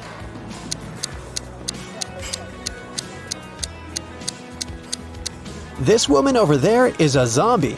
Wow! How did she get through security? When it was time to finally board the plane, it turned out there were no more economy class seats left. Kim and Ashley were offered to fly in business class. There, the girls saw 3 people. When the flight attendant served them fresh juice, she whispered that Kim and Ashley were extremely lucky. They were about to travel next to a famous Italian billionaire. Can you guess which of these passengers is the billionaire?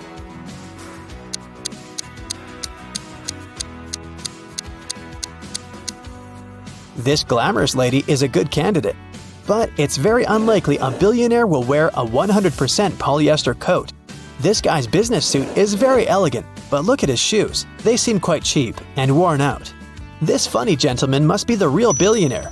Although his outfit is rather casual, his gold watch looks very expensive. Once, a bank was robbed. The police suspected that one of the bank security guards had helped the criminals. Detective Justin had to question 3 of them.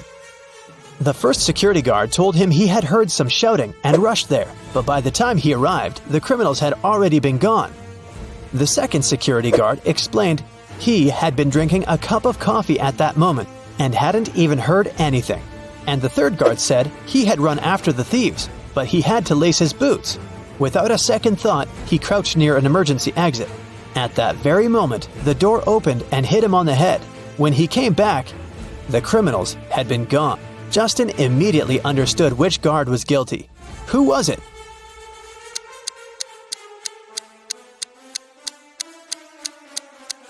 It was the third guard. All emergency doors open outwards for safety reasons. The police have been looking for Kyle for 2 days. The guy went hiking and never came back. Finally, he was found. Someone had hit him on the head and left him lying in the bushes. Kyle only managed to say, "Friend," in a weak voice, and lost consciousness. The police officers had 3 suspects, all of them Kyle's friends. Zachary said he spent the last days at work getting ready for a conference. Jesse told the detective he'd sprained his ankle and had been in bed for 4 days. And Billy explained he'd been to New York for business. The man even showed the police officers his boarding pass. Who's behind the accident with Kyle?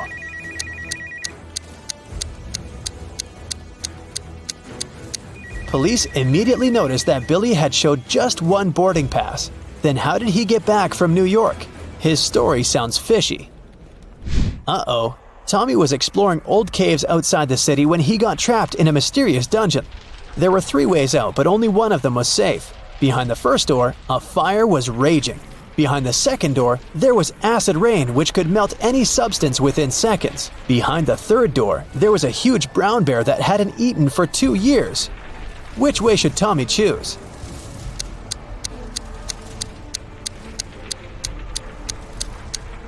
Tommy should choose the third way. No animal can go for 2 years without food and survive. Barely, haha. It was a stormy day and it had been raining for several hours straight. A car accident happened in a tunnel. The yellow car crashed into the red one. The driver of the yellow car said it had been raining so heavily he hadn't seen anything.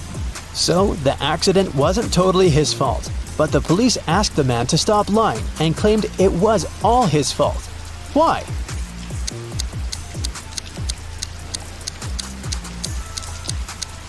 The accident happened in the tunnel. It couldn't be raining there. Mrs. Cabell is the owner of a small company producing expensive designer cups. On Friday, when the working week was finally over, she got a call from her bank. The woman found out that someone had stolen all the money she had saved. Mrs. Cabell realized it must have been one of her workers. So she asked each of them what they had been doing that day. Sloan, a sales manager, said she'd been talking to their clients and looking for new ones. Atticus, a potter, said that he always made 1 cup a day, and he showed all the cups he had done that week. Sierra, a designer, said that she'd been working, but also admitted she hadn't really been productive that day because of some family issues. Who lied?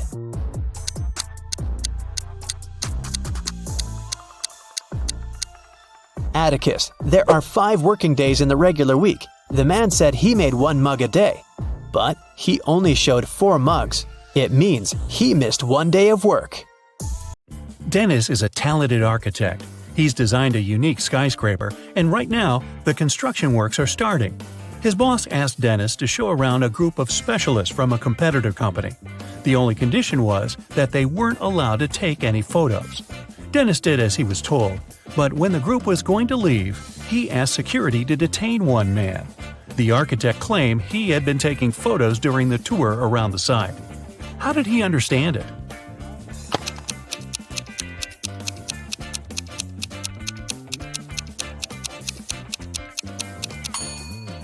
The man was carrying an umbrella. He kept pointing it at different objects, asking lots of questions. But the sky is cloudless. What does he need an umbrella for? A camera must be hidden there. Nathan came to his friend Zachary, who worked in a museum. Look what I've got, a priceless manuscript that was written more than 1,000 years ago. Zachary looked through the manuscript and realized his friend had been fooled. Does anything in this text strike you as strange?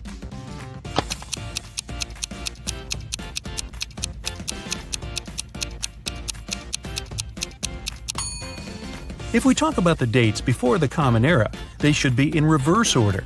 The original text would read, King Alfred V ruled the country from 1320 to 1290 BCE. Detective Aaron Jones got a call late at night. It was his neighbor. "I've heard a very loud noise coming from the house next door. I'm afraid to go there to investigate alone, but what if something has happened?" When Aaron and his neighbor arrived at the place, they saw the entrance door open. They ran inside and found the house owner, Mr. Anderson, on the floor of his bedroom, tied and moaning in pain. He said he had been in bed reading a book, and then a man in a black mask broke into his room and hit him on the head. Then he tied Mr. Anderson, took all his money and other valuables, and disappeared.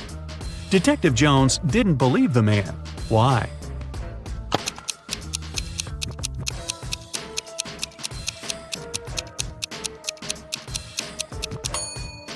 Look at his bed. There isn't even a wrinkle on the cover. It's unlikely that the thief made the bed after tying Mr. Anderson, which means the man is lying.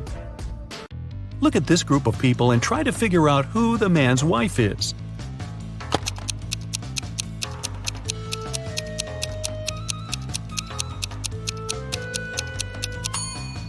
It's the woman in purple. Both she and the biker are wearing matching wedding rings. Joan took part in an experiment, testing her logical thinking and analytical skills.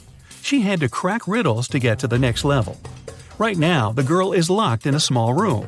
The door will open automatically once she figures out the riddle written on a piece of paper. Which principle is this sequence based on? 8549176320.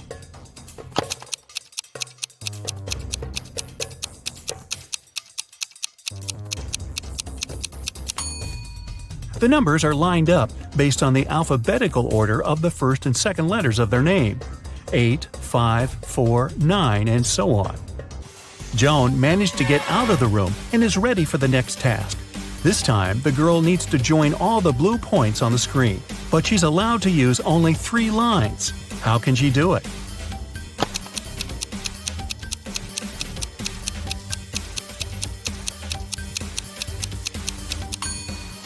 She's drawn a triangle. Its 3 sides include all the dots. The next level is rather scary. Joan is locked in a room that's slowly filling with water. This process will only stop when the girl figures out how this equation can be true. 29 minus 1 equals 30.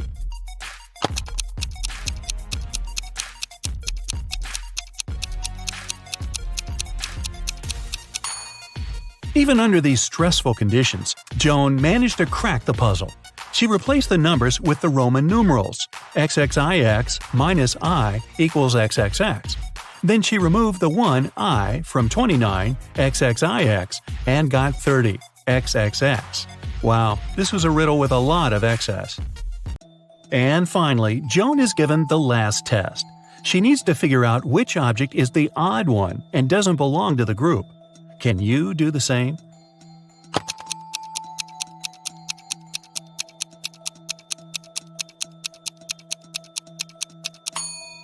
It's the first object. It's the only one that doesn't have any individual traits. The second object is uniquely round.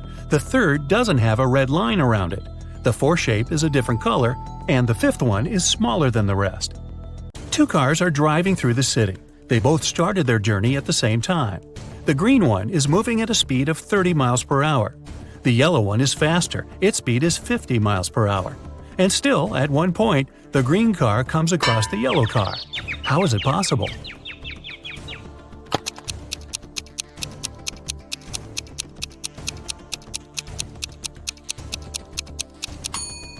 Well, the cars were traveling in opposite directions.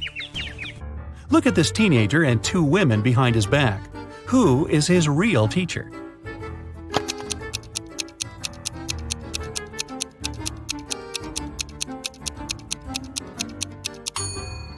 The answer is in the reflection behind their backs. You can see that both women are holding pointers, but in the mirror, only one of them has it. She is the real teacher. Two men are going to fill their watering cans with water from the river. Who will bring more water?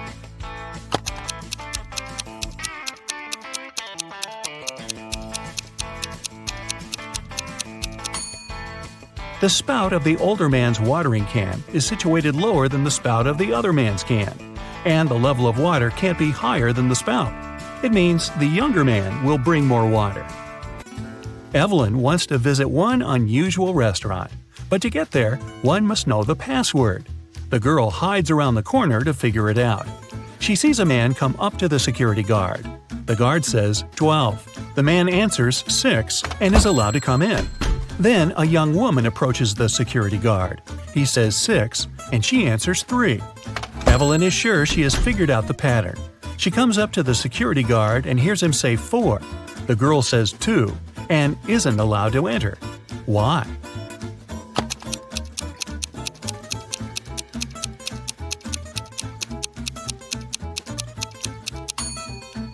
The password is always different. It's the number of letters in the word the security guard says. Like the word 12 has 6 letters. That's why Evelyn should have answered 4. A manager of the most luxurious sea resort in the area called the police. She said someone had stolen a set of very expensive monogrammed bed linen. 3 guests left the hotel that morning: Mr. Sam Taylor, Mrs. Amanda Martin, and Mr. Michael Smith. The police detained one of the guests and indeed found the bed linen in their suitcase. How did the detectives figure out which person was the thief?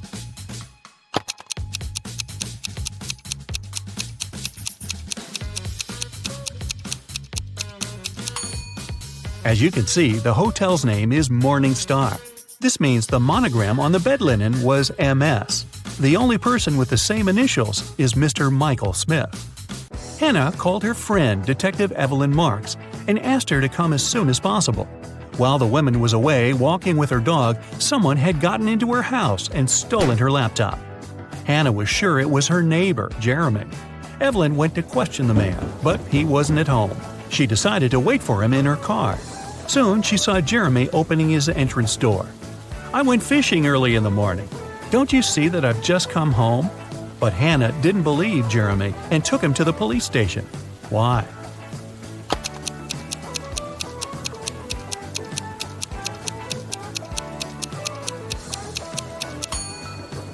The guy was wearing white sneakers, but it's been raining since early morning. If he was out fishing, how can his shoes look so clean? Detective Jacob Robinson was spending his vacation in the mountains.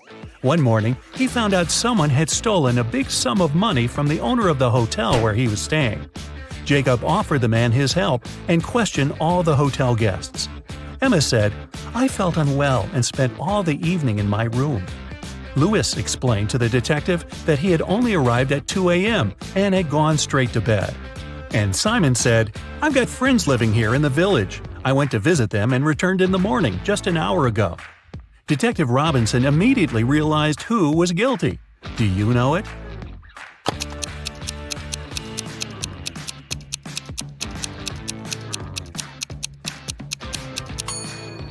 It was Simon. Look at the snow around the hotel. It looks untouched, with no footprints whatsoever. Then how did Simon get back from the village? Mrs. Williamson told her daughter Maya she wasn't allowed to see her boyfriend Luke until she prepared for her exam. After that, the woman went shopping. When she was coming back, she spotted Luke, who was walking along the street. When Mrs. Williamson returned home, she immediately realized Maya had seen her boyfriend. How did the woman figure it out?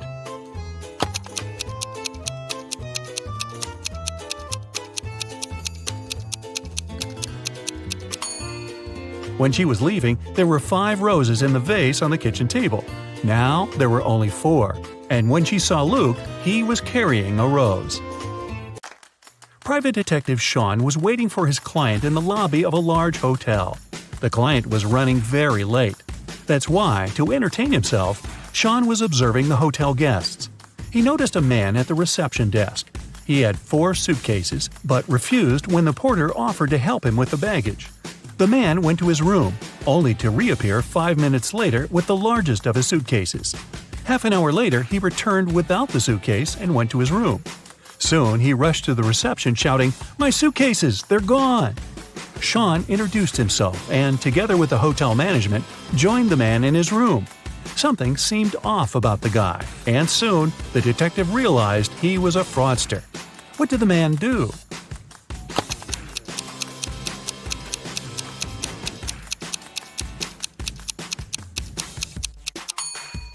Each of his suitcases was smaller than the previous one. The man packed all of them into the largest suitcase and left with it. And then he pretended someone had stolen his things.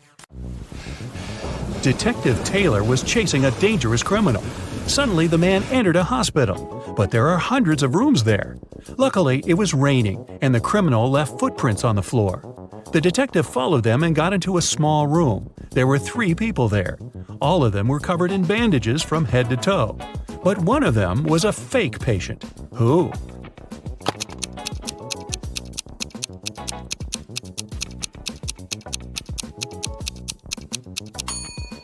It's the man in the middle. He doesn't have a medical chart next to his bed.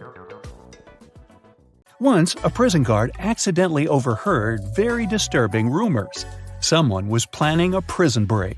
The guard watched all the footage from the surveillance cameras and discovered that 2 women had been behaving suspiciously. One of them was a former bodybuilder, muscular, with short hair, and covered in tattoos. The other was quiet and reserved.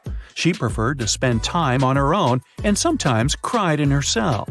After watching the video several times, the guard figured out which woman was planning to escape. Can you do the same?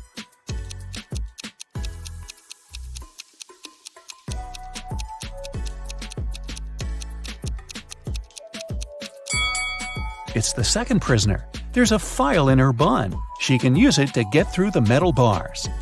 Mark comes up to the table. There are 3 apples, but only one of them is safe to eat. The other 2 are poisonous. Unfortunately, Mark can't skip breakfast. So, which apple should he eat?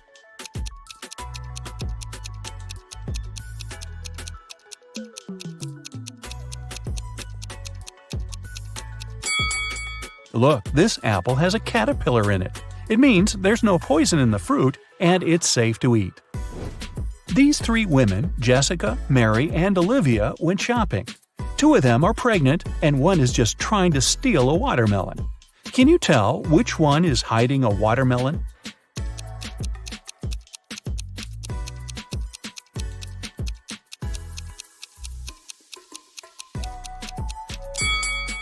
It's Olivia. She's wearing heels. It's not the kind of shoes a pregnant woman would choose to wear. Nathan, a successful entrepreneur with a multi-million-dollar business, and his friend Jackson, a famous private detective, returned from a long-term trip abroad. They decided to stop by at Nathan's villa on the way to the city. When the men entered the house, though, they saw that everything more or less valuable had been taken away. The entire villa was a mess. "I've only been away for a month. What happened here?" exclaimed Nathan. Jackson took an apple from the dining room table and started to munch on it thoroughly.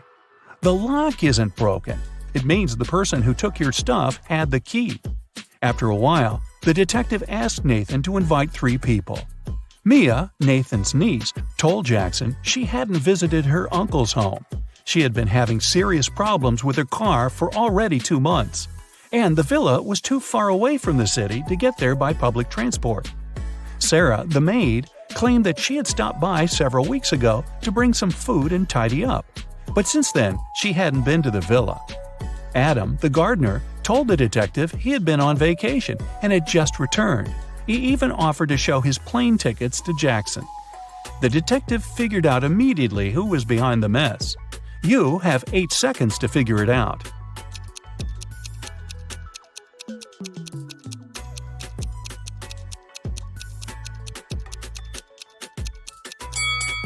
It was the maid. She said she brought food several weeks ago, but the apple Jackson grabbed from the table was perfectly fresh. Once, Ms. White heard someone crying. It was her little student, Abigail. The girl told the teacher her cookies had been disappearing from her locker. Someone had been taking them for already several weeks, but Abigail didn't know who. Ms. White decided to help the girl. They equipped the locker with a simple alarm that had to go off if someone who wasn't Abigail opened the door. They hid behind the corner and began waiting. In 10 minutes, they heard the alarm. When they reached the locker, it was already empty and there was no one nearby. But Ms. White noticed somebody disappear behind the art room door. She rushed inside, but everything looked normal. And still, the teacher needed no more than a minute to understand who had been eating Abigail's cookies. Look at the picture of the art room carefully. Can you find out the answer within 8 seconds?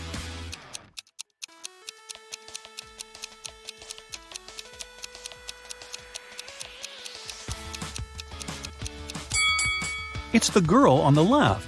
Her painting's black and white, but there are only various shades of blue on her palette.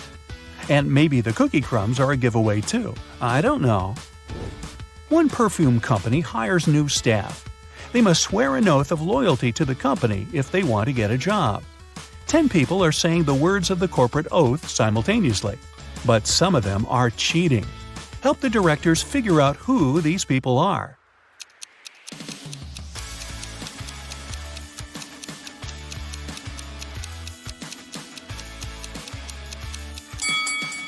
This guy keeps his fingers crossed, and the man on the left is standing with his legs crossed.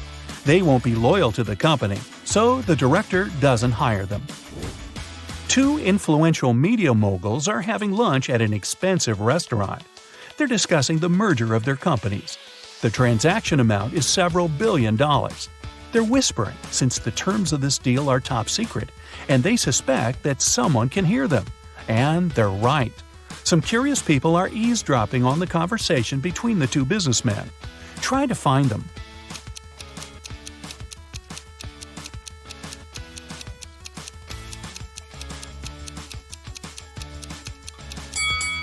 The girl at the next table is reading a newspaper that is turned upside down. She's obviously trying to overhear what the billionaires are talking about. This guy over there is listening to music, but the headphone wire is not connected to anything. Another girl is sitting at the table in the corner with a cocktail, but instead of an umbrella, there's an antenna in her glass. She's recording the conversation. "Where are my employees?" a boss shouts. He's furious because 3 people haven't come to the office. He calls each of them to find out the reason. All 3 tell him they got ill. The boss doesn't believe them, so they have to arrive at the office. Mary is wearing a warm jacket, hat, and scarf. She sneezes, coughs, and looks sick. Lori is walking on crutches. Her leg is in a cast. Sometime later, Michael appears. He's got a hand injury, and now he can't type. The boss is sure that one of them is faking. Who is it?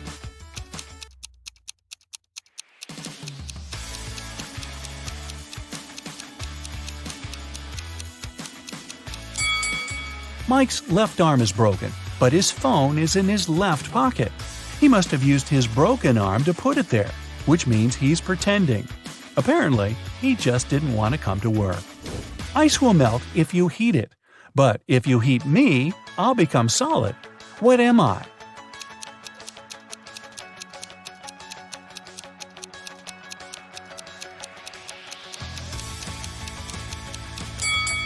I'm an egg.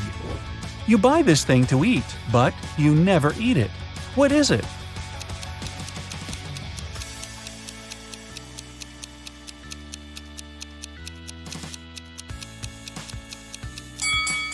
It's a plate. Mia was going back home one evening. It was 11 p.m., and she had to cross a small dark park in front of her house. Suddenly, she heard footsteps behind. Someone grabbed her bag and ran away. The girl called the police, and they questioned 4 suspects. Jack said, "I was choosing an outfit for a party." Camilla was getting ready for her final exam at home. Andrew told the police he had been watching birds in the park. Nora was at her yoga class. After the interview, the police understood who was behind the robbery. Can you?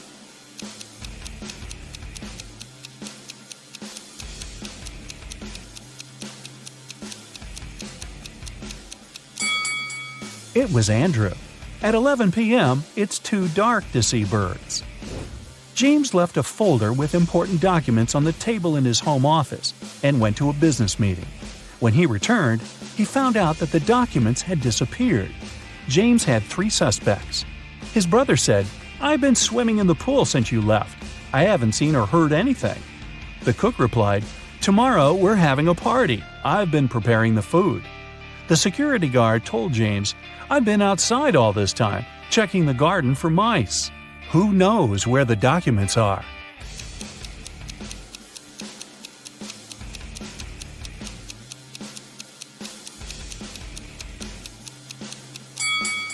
It's the security guard.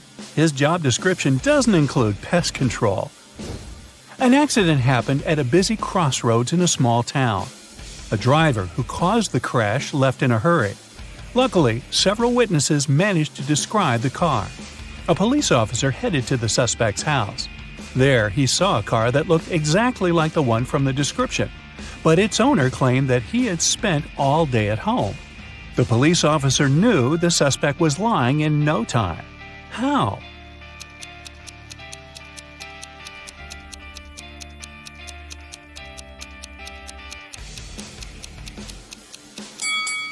He touched the car hood.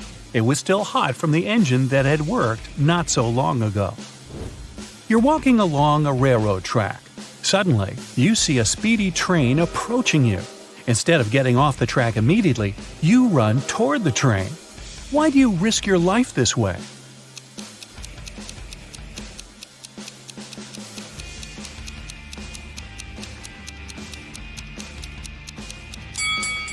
When you notice the train, you're on a bridge. You can't leave the track right away and have to run to the closest place where you can do it.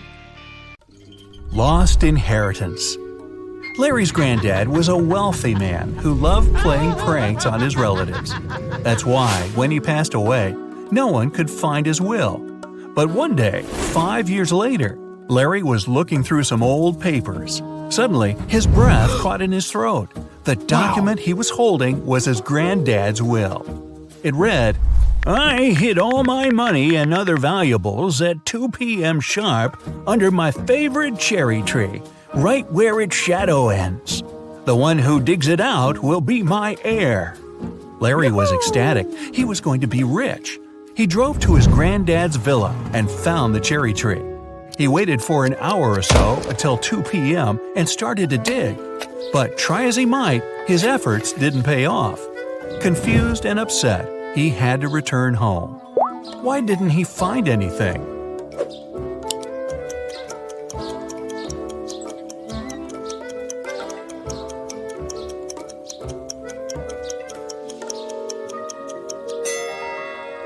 It's been several years since the granddad hid his valuables. The tree has grown taller, and its shadow has become longer too. A smart investigator. A man living in a small village in the mountains got his goat stolen. He was sure one of his neighbors was behind this crime.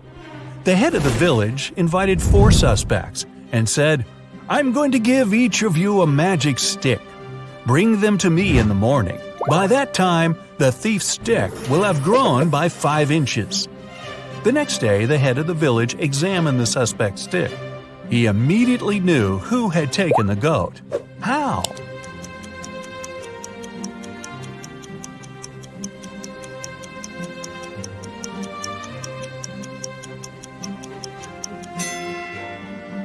The thief's stick was 5 inches shorter than those of the rest.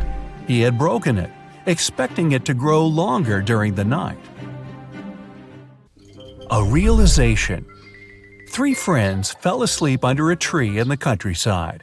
While they were resting, a boy painted mustaches on their faces. Once the men woke up, they started to laugh. But then, all of a sudden, they stopped. Why?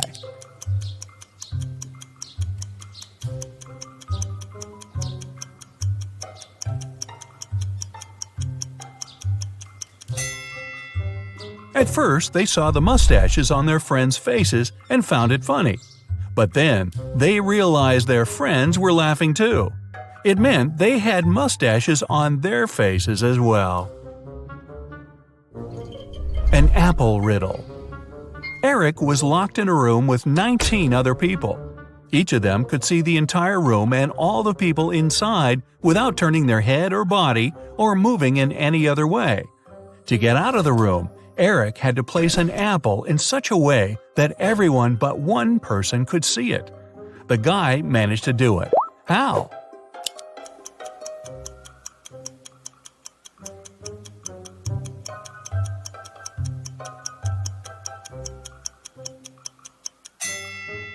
He put the apple on one person's head. A weird choice.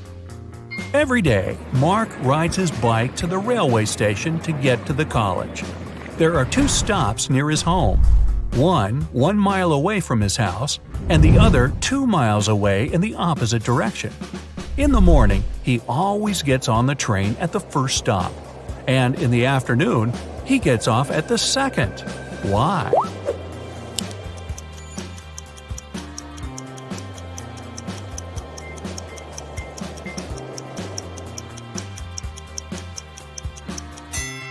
Mark's home and the stations are on the hill, and this method allows the guy to ride his bike down without any effort. A draw. 2 teams were playing soccer against each other. Each of them scored 2 goals in total, and still it wasn't a tie since one team won and the other lost. How come?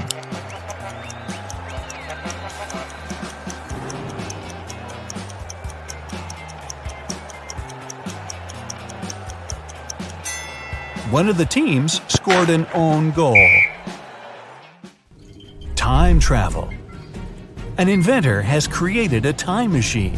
He's packed enough food, water, and other necessities and is now ready to test his invention. He sets the timer to go 500 years back into the past. The man is about to press the start button when a thought comes to his mind. He slaps his forehead, takes the time machine and his supplies, and goes downstairs. What for?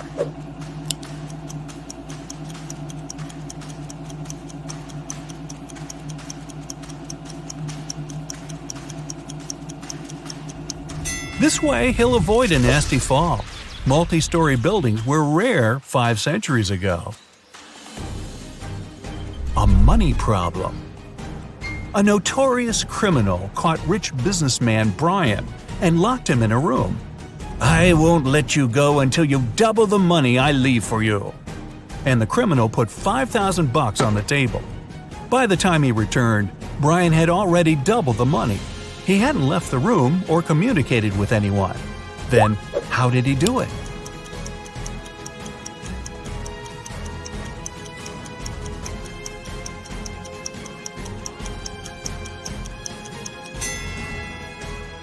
He put the money in front of the mirror. Granted wishes. Amanda was walking along the beach one day and found a glass bottle.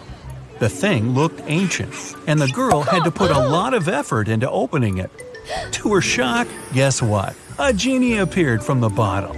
"I'll grant you 3 wishes, but there's one condition. You can't wish for more wishes." Amanda agreed and still managed to get more wishes. How did she do it?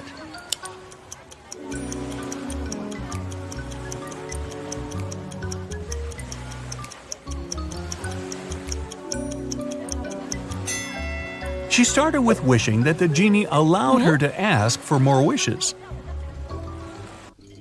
Strange reaction. 2 British women wanted to lose weight. They went to the gym, ate healthily, and drank a lot of water. In 2 weeks, both of them lost 10 pounds. But one woman was happy and the other upset. Why?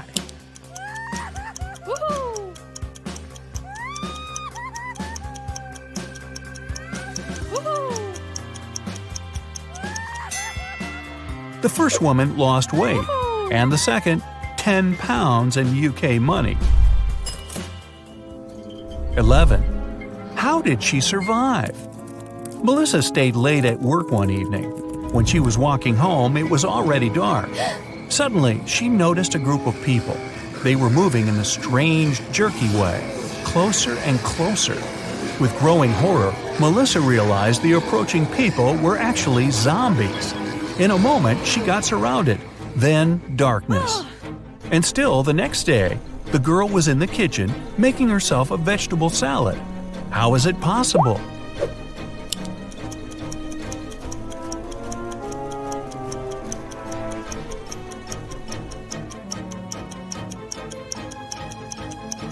Look at the date. It's November 1st. It was Halloween the day before, and zombies were just some dressed-up guys. Beach volleyball. Andrew and his friend Kenneth went to the beach to have some fun. Andrew started to play volleyball with Gary, a guy they met there. After the game was over, Andrew went to a beach bar and ordered a lemonade. But after drinking it, he almost immediately felt sick and lost consciousness. Kenneth called an ambulance and his friend was taken to a hospital. There it was discovered Andrew had been poisoned. The police questioned the suspects. Kenneth said, "I'm sure the barman put something in Andrew's drink." The barman exclaimed, "Why would I poison my customer? It was probably the guy he played volleyball with. He lost the game and wanted to get revenge." Gary said, "After we finished playing, I went to swim in the sea. I didn't even notice Andrew had been taken away." Who poisoned Andrew?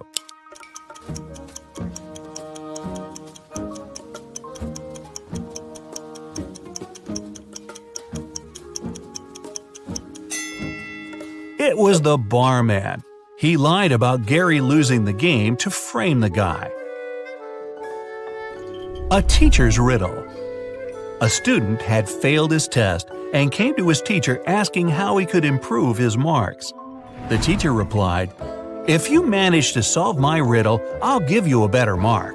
You have a cardboard box. It's easier to lift from a wooden floor than from a steel table. What's in the box?" The student thought for a while and answered correctly. What did he say?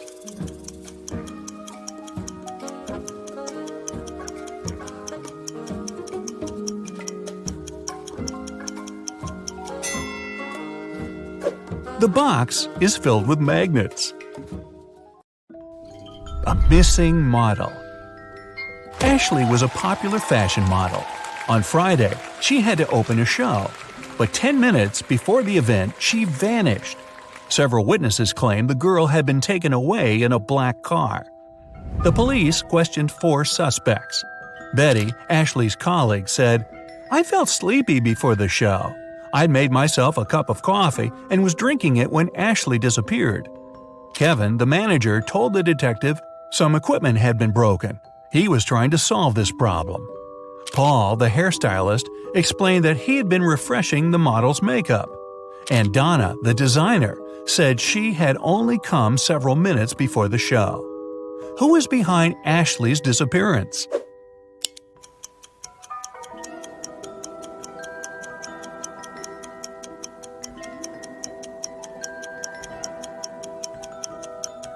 It's Paul.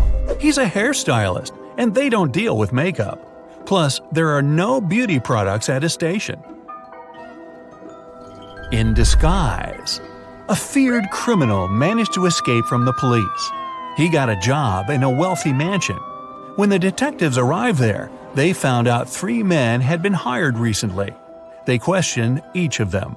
Michael, the cook, told the police he had been working in a restaurant before. But then the restaurant went out of business and he found a new job. John, the gardener, answered he had always been interested in plants. After finishing garden design courses, he landed this job. Robert, the security guard, said his father was the house owner's friend. He helped Robert to get his position. Who's the criminal?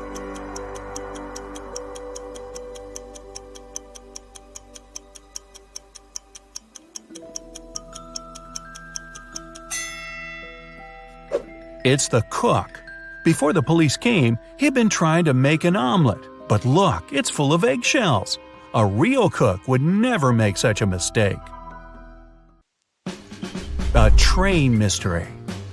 It's something that comes with a train, leaves with a train, but is no use to a train.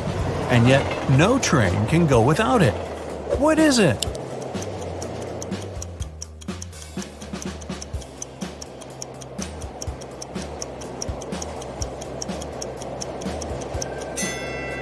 It's noise. Yeah, really.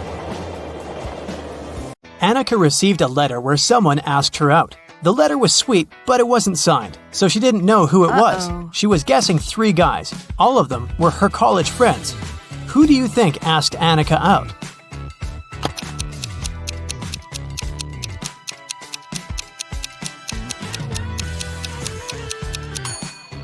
Look at this sign at the end of the letter. This guy has the exact same tattoo, so I bet that the letter is from him. An office was robbed and police arrived for an investigation. The money was stolen from a drawer, but there was no trace of breaking in. The lock was fine and the windows were all locked. Look around and try to guess how the robber broke in.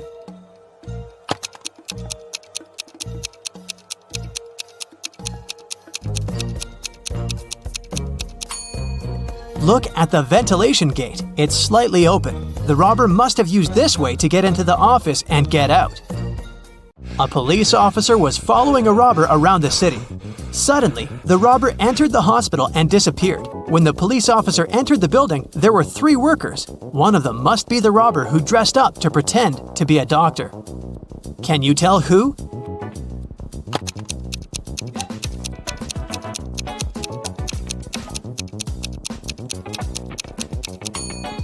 It's the man in the middle. Look at his badge. There's a picture of a woman on it. He must have put on the first pair of clothes he noticed.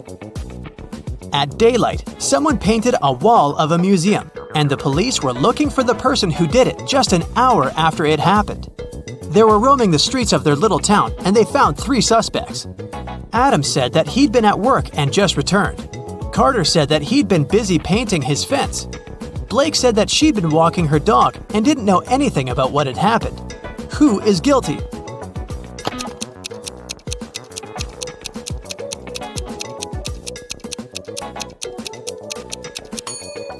It's Carter. He has paint on his hands, and it indeed goes in line with his alibi that he was painting the fence. But his fence is red, and the paint on his hands is blue, just like the painting on the museum's wall.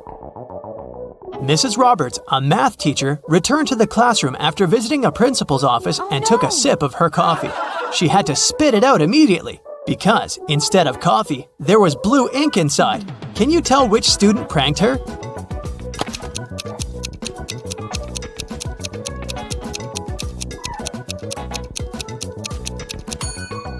It's this one. Look at his hand. It has ink stains on it. Mrs. Taylor works in a selection committee of a big organization specialized in sustainable and green development. There is an open position for a researcher and she's looking through the applicants. Many of them are fake, either sent by underqualified people or generated by robots. Her task is to filter out real applicants and she needs your help. Let's start with this one. What do you think? Is it a real application?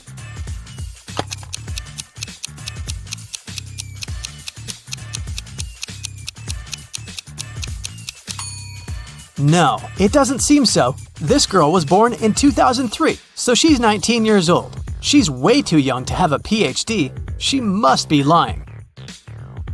Okay, here's another one. What do you say?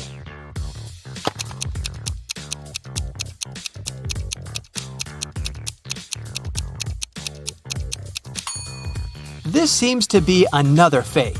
Look at his birthday. There was no February 29th in 1991. This application must have been generated by a robot. Okay then, here's the next candidate for you. What's your call?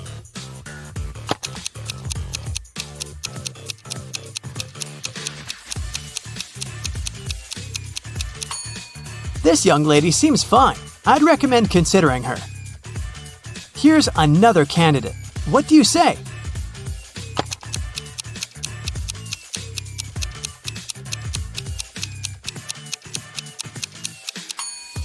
He seems fine to me too. Next one, this candidate. Do you see something suspicious, or is it all okay?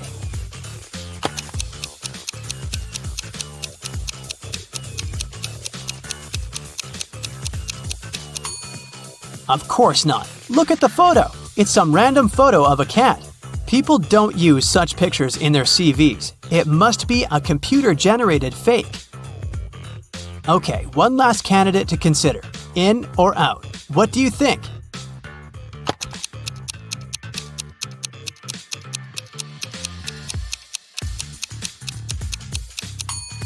It says that this person is from Narnia. Narnia is a fictional place. It doesn't exist in real life. So this CV must be fake too. A woman called the police and reported that she was robbed. She said that she was in a restaurant bathroom, fixing her makeup when someone attacked her from behind. She couldn't see the person and didn't know what they looked like. The police didn't believe her. Why?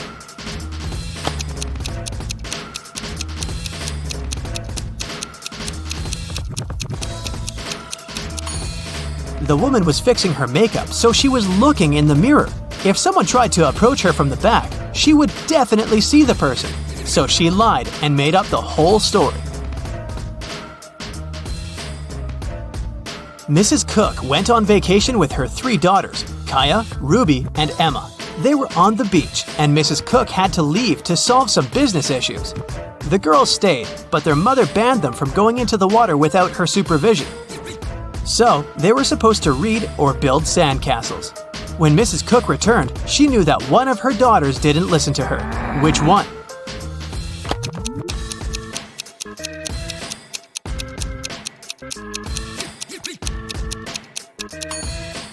It's Kaya. Look, her hair is wet. This wouldn't happen if she didn't go into the water. There was a robbery in a neighborhood. Someone stole the seeds of rare and beautiful flowers from Mrs. Patterson, which she brought from abroad.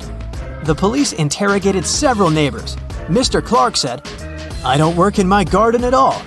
Mrs. Moore said, "Mrs. Patterson showed me these seeds and gave me a couple of them, but I'd never steal anything." Mr. Campbell said, "I'd mind my own business." Who stole the seeds?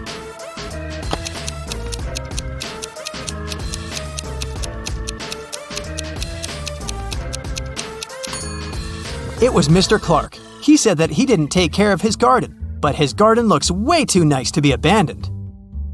In a parallel universe, it's only allowed to have fun and eat candy. No one ever reads or studies. Mrs. Relham came back home after a long and fun day at a club and asked her daughters what they'd been doing. Hannah said that she'd been watching TV all day. Elle said that she'd spent a day in the water park. Ava said that she and her friends had had a candy-eating marathon. Still, Mrs. Relham could tell that one of her daughters lied and had actually spent all day studying. Who was it?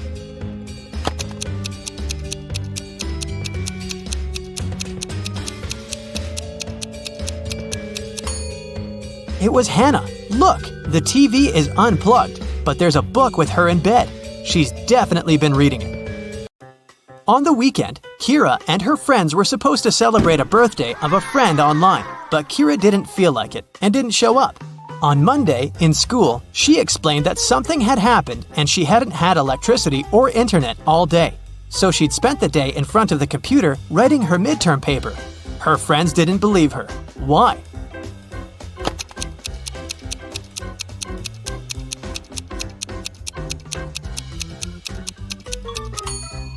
If there was no electricity, she wouldn't be able to work on her computer because it doesn't work without electricity. I'll keep checking how attentive you are, and here are some more tasks for you. Now I'll show you 2 apartments and you have to figure out which one of them was robbed. Ready to start? Here's the first pair. What do you say?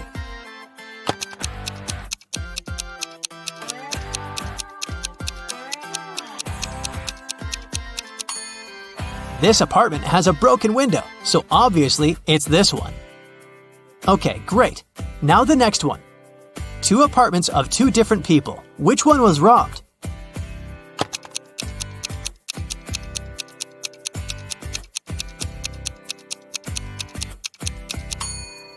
This one is way too trash to be a regular mess. I bet it was robbed. Another pair of apartments. Can you see which one someone had broken in?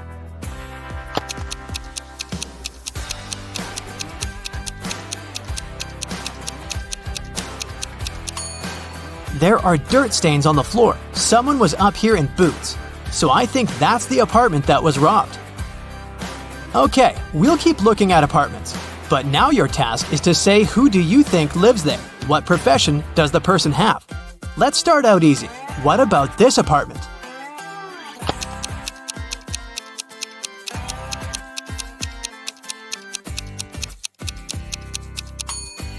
Paintings, brushes, it definitely belongs to an artist. What about this one? Do you have any ideas?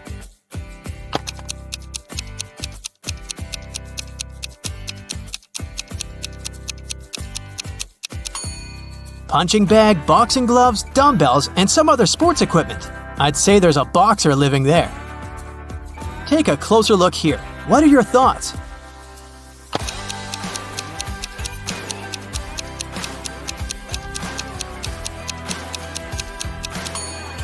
A huge desk, many monitors and keyboards, a microphone, a headset, posters of some video games. I bet it's a room of a gamer or streamer. What about this nice and clean room? Do you see something that could give away the profession of the person who lives there?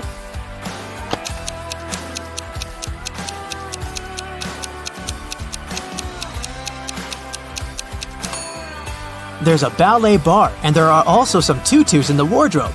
It's the room of a ballerina. And some more tasks for you. I'll show you some photos, and you'll have to find what's wrong or odd about them. Here's the first one. What do you say?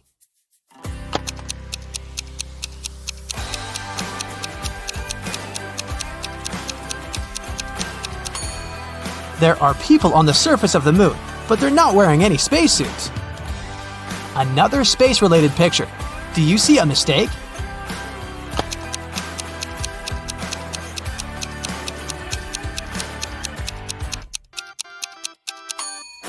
Look closer. It's not the moon, it's Saturn. What about this photo? Do you see something odd here?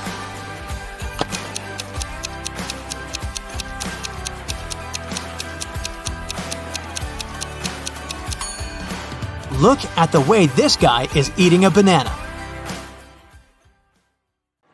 Welcome to the food festival. Here's Alice. She sells cold drinks. Alice allows her customers to buy 1 bottle of drink in exchange for 5 empty bottles. Phil brings her 77 empty bottles that he collected at yesterday's party. How many bottles do you think he can get in exchange for those 77 empty bottles?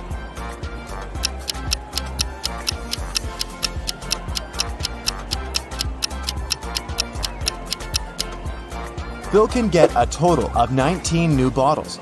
First, he returns 75 empty bottles to Alice and gets 15 bottles. At this point, he'll still remain with 2 empty bottles. When the new 15 bottles of drinks get empty, he can return them as well. This way, he will get 3 more bottles, and after finishing them, he'll still have a chance to get 1 more bottle because he has 2 bottles in stock. Bobby is selling fancy ice cream at a huge discount. That's why he has a rule, only 1 ice cream per customer. Bobby has only 2 flavors left, vanilla for €1 and cherry for €2. Lisa comes over and gives Bobby €2. Without asking any questions, Bobby gives her cherry ice cream. Next, Amy gives him €2, but this time, Bobby asks, cherry or vanilla? Why?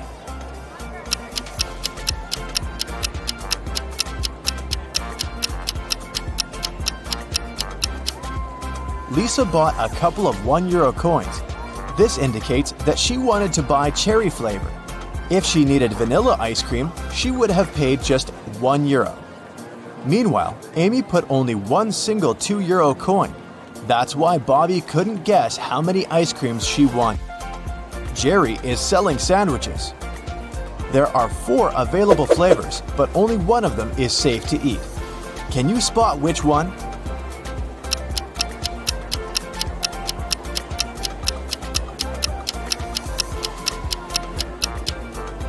There's a cute little worm inside the first sandwich. The third one has a Lego detail inside its topping. And there are too many flies around the 4th sandwich, so it's probably rotten. but the second sandwich looks pretty good. The police arrested these 3 ladies suspected of stealing money at the festival. Take a look at them very attentively. Can you spot the one who intends to escape?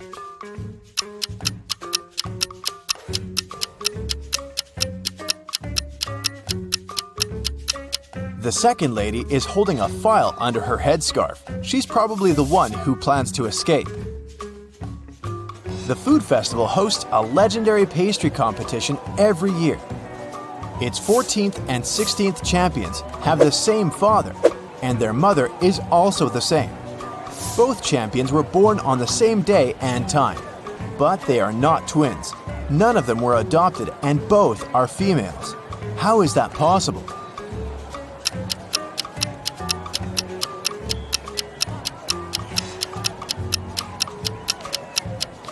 They are the same person. And now let's see if you can make a good food critic. Can you spot anything weird about these cakes?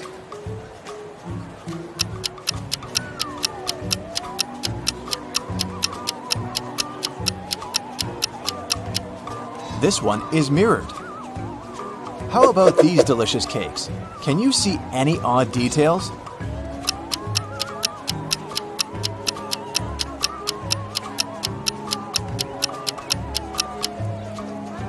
This cake lacks one cherry.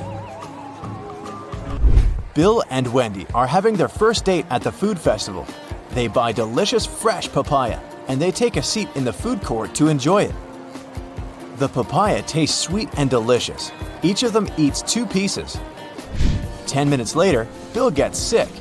Wendy takes him to the hospital. Doctors claim that the papaya was poisoned. Bill and Wendy ate the same food and also drank the same drinks. How is it possible that Wendy feels well?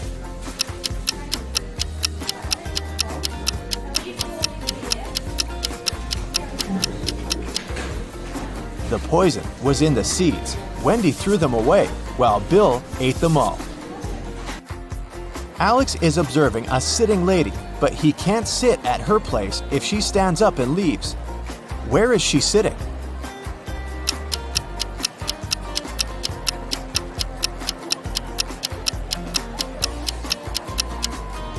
The lady is sitting on his lap.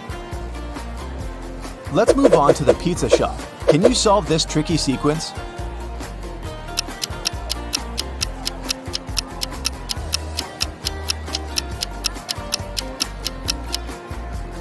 Every segment in the new circle moves 90 degrees clockwise, so the third answer is correct.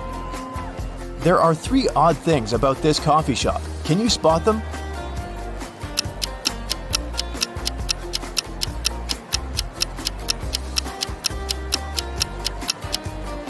The barista has 2 left hands. The reflection in this mirror shows everything upside down. And finally, this customer doesn't have a shadow. Miss White is the key investor of the festival. In the evening, one of the guests finds her unconscious in the backyard of the festival location. Detective Jones arrives at the crime scene and questions 5 of Miss White's co-workers: Bobby, James, Sally, Sam, and Sebastian. He also looks around and finds 3 notes. The first note is in the storeroom. The second one is in the art lounge, and the third in the makeup room. All the notes have a similar message. The clues are where you find the notes. Can you help Detective Jones solve this mystery?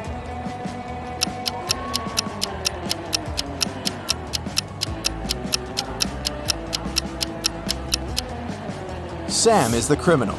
Let's take a look at the rooms. If we take only the first letter of each room, we'll get S, A, and M. Arrange the letters and we'll have the name Sam. Diana buys a chocolate cake and leaves it on the table in the food court to go buy some drinks.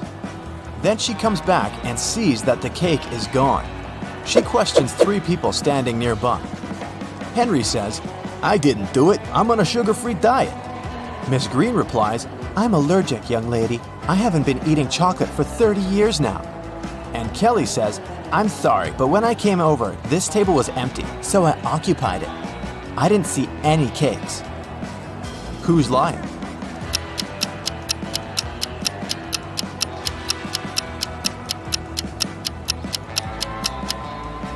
Miss Green lied about her allergy. She's drinking hot chocolate at this very moment. This evening, Mike plans to go to the movies with his friends, Mia, Dan, and Crystal. He buys a huge box of popcorn at the festival. Then, Mike puts it on the table and tells everyone. The film is about to start in 15 minutes. I have the time to go to the bathroom. Wait here and don't eat the popcorn until the movie starts. In a couple of minutes, Mike comes back and sees that the popcorn box is half empty. Mia says, It was Crystal. Dan replies, she's lying. And Crystal says, Dan is lying. Can you figure out who ate the popcorn?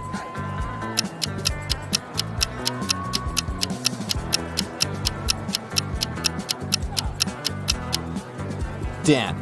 He's the only one who has popcorn crumbs on his cheek. Meanwhile, Jennifer is drinking her tea alone on the opposite side of the food court. Suddenly, she gets a business call and goes outside to answer, leaving her glass on the table. A minute later, Jennifer comes back and gets very upset. Someone drank all the tea from her glass. There are 3 people standing next to the table. Can you figure out who's guilty?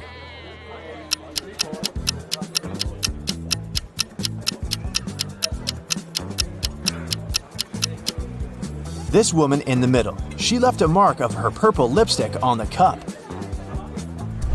Can you spot a left-handed person among these 5 people?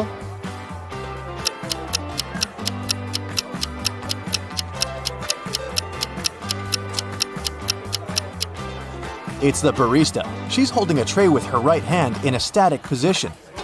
Meanwhile, she's serving the drinks with her left hand, so she's most likely the left-handed person. Marta is making a fruit drink. The recipe comprises 90% of liquid and 10% of solid fruit mix. The total weight of the mixture is 20 pounds. After boiling the drink for a while, Marta notices that the liquid starts to evaporate. Now, the liquid comprises just 50% of the total weight. What's the weight of the drink now?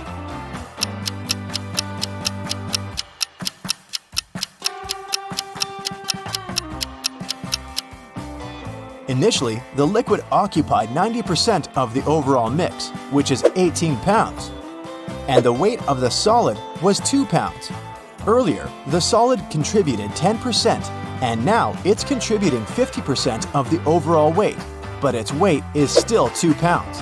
Therefore, since the liquid is now contributing 50%, its weight should also be 2 pounds. So the overall weight of Marta's fruit drink is 4 pounds. Diana, Frank, and Quentin cook pasta. They start boiling water in 3 identical pots at the same time, but Frank's water gets boiled first. Can you figure out why?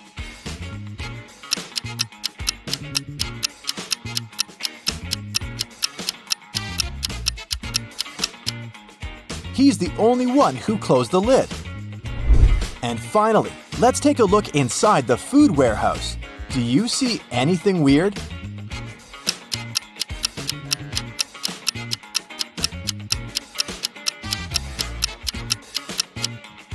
The cabbage has eyes.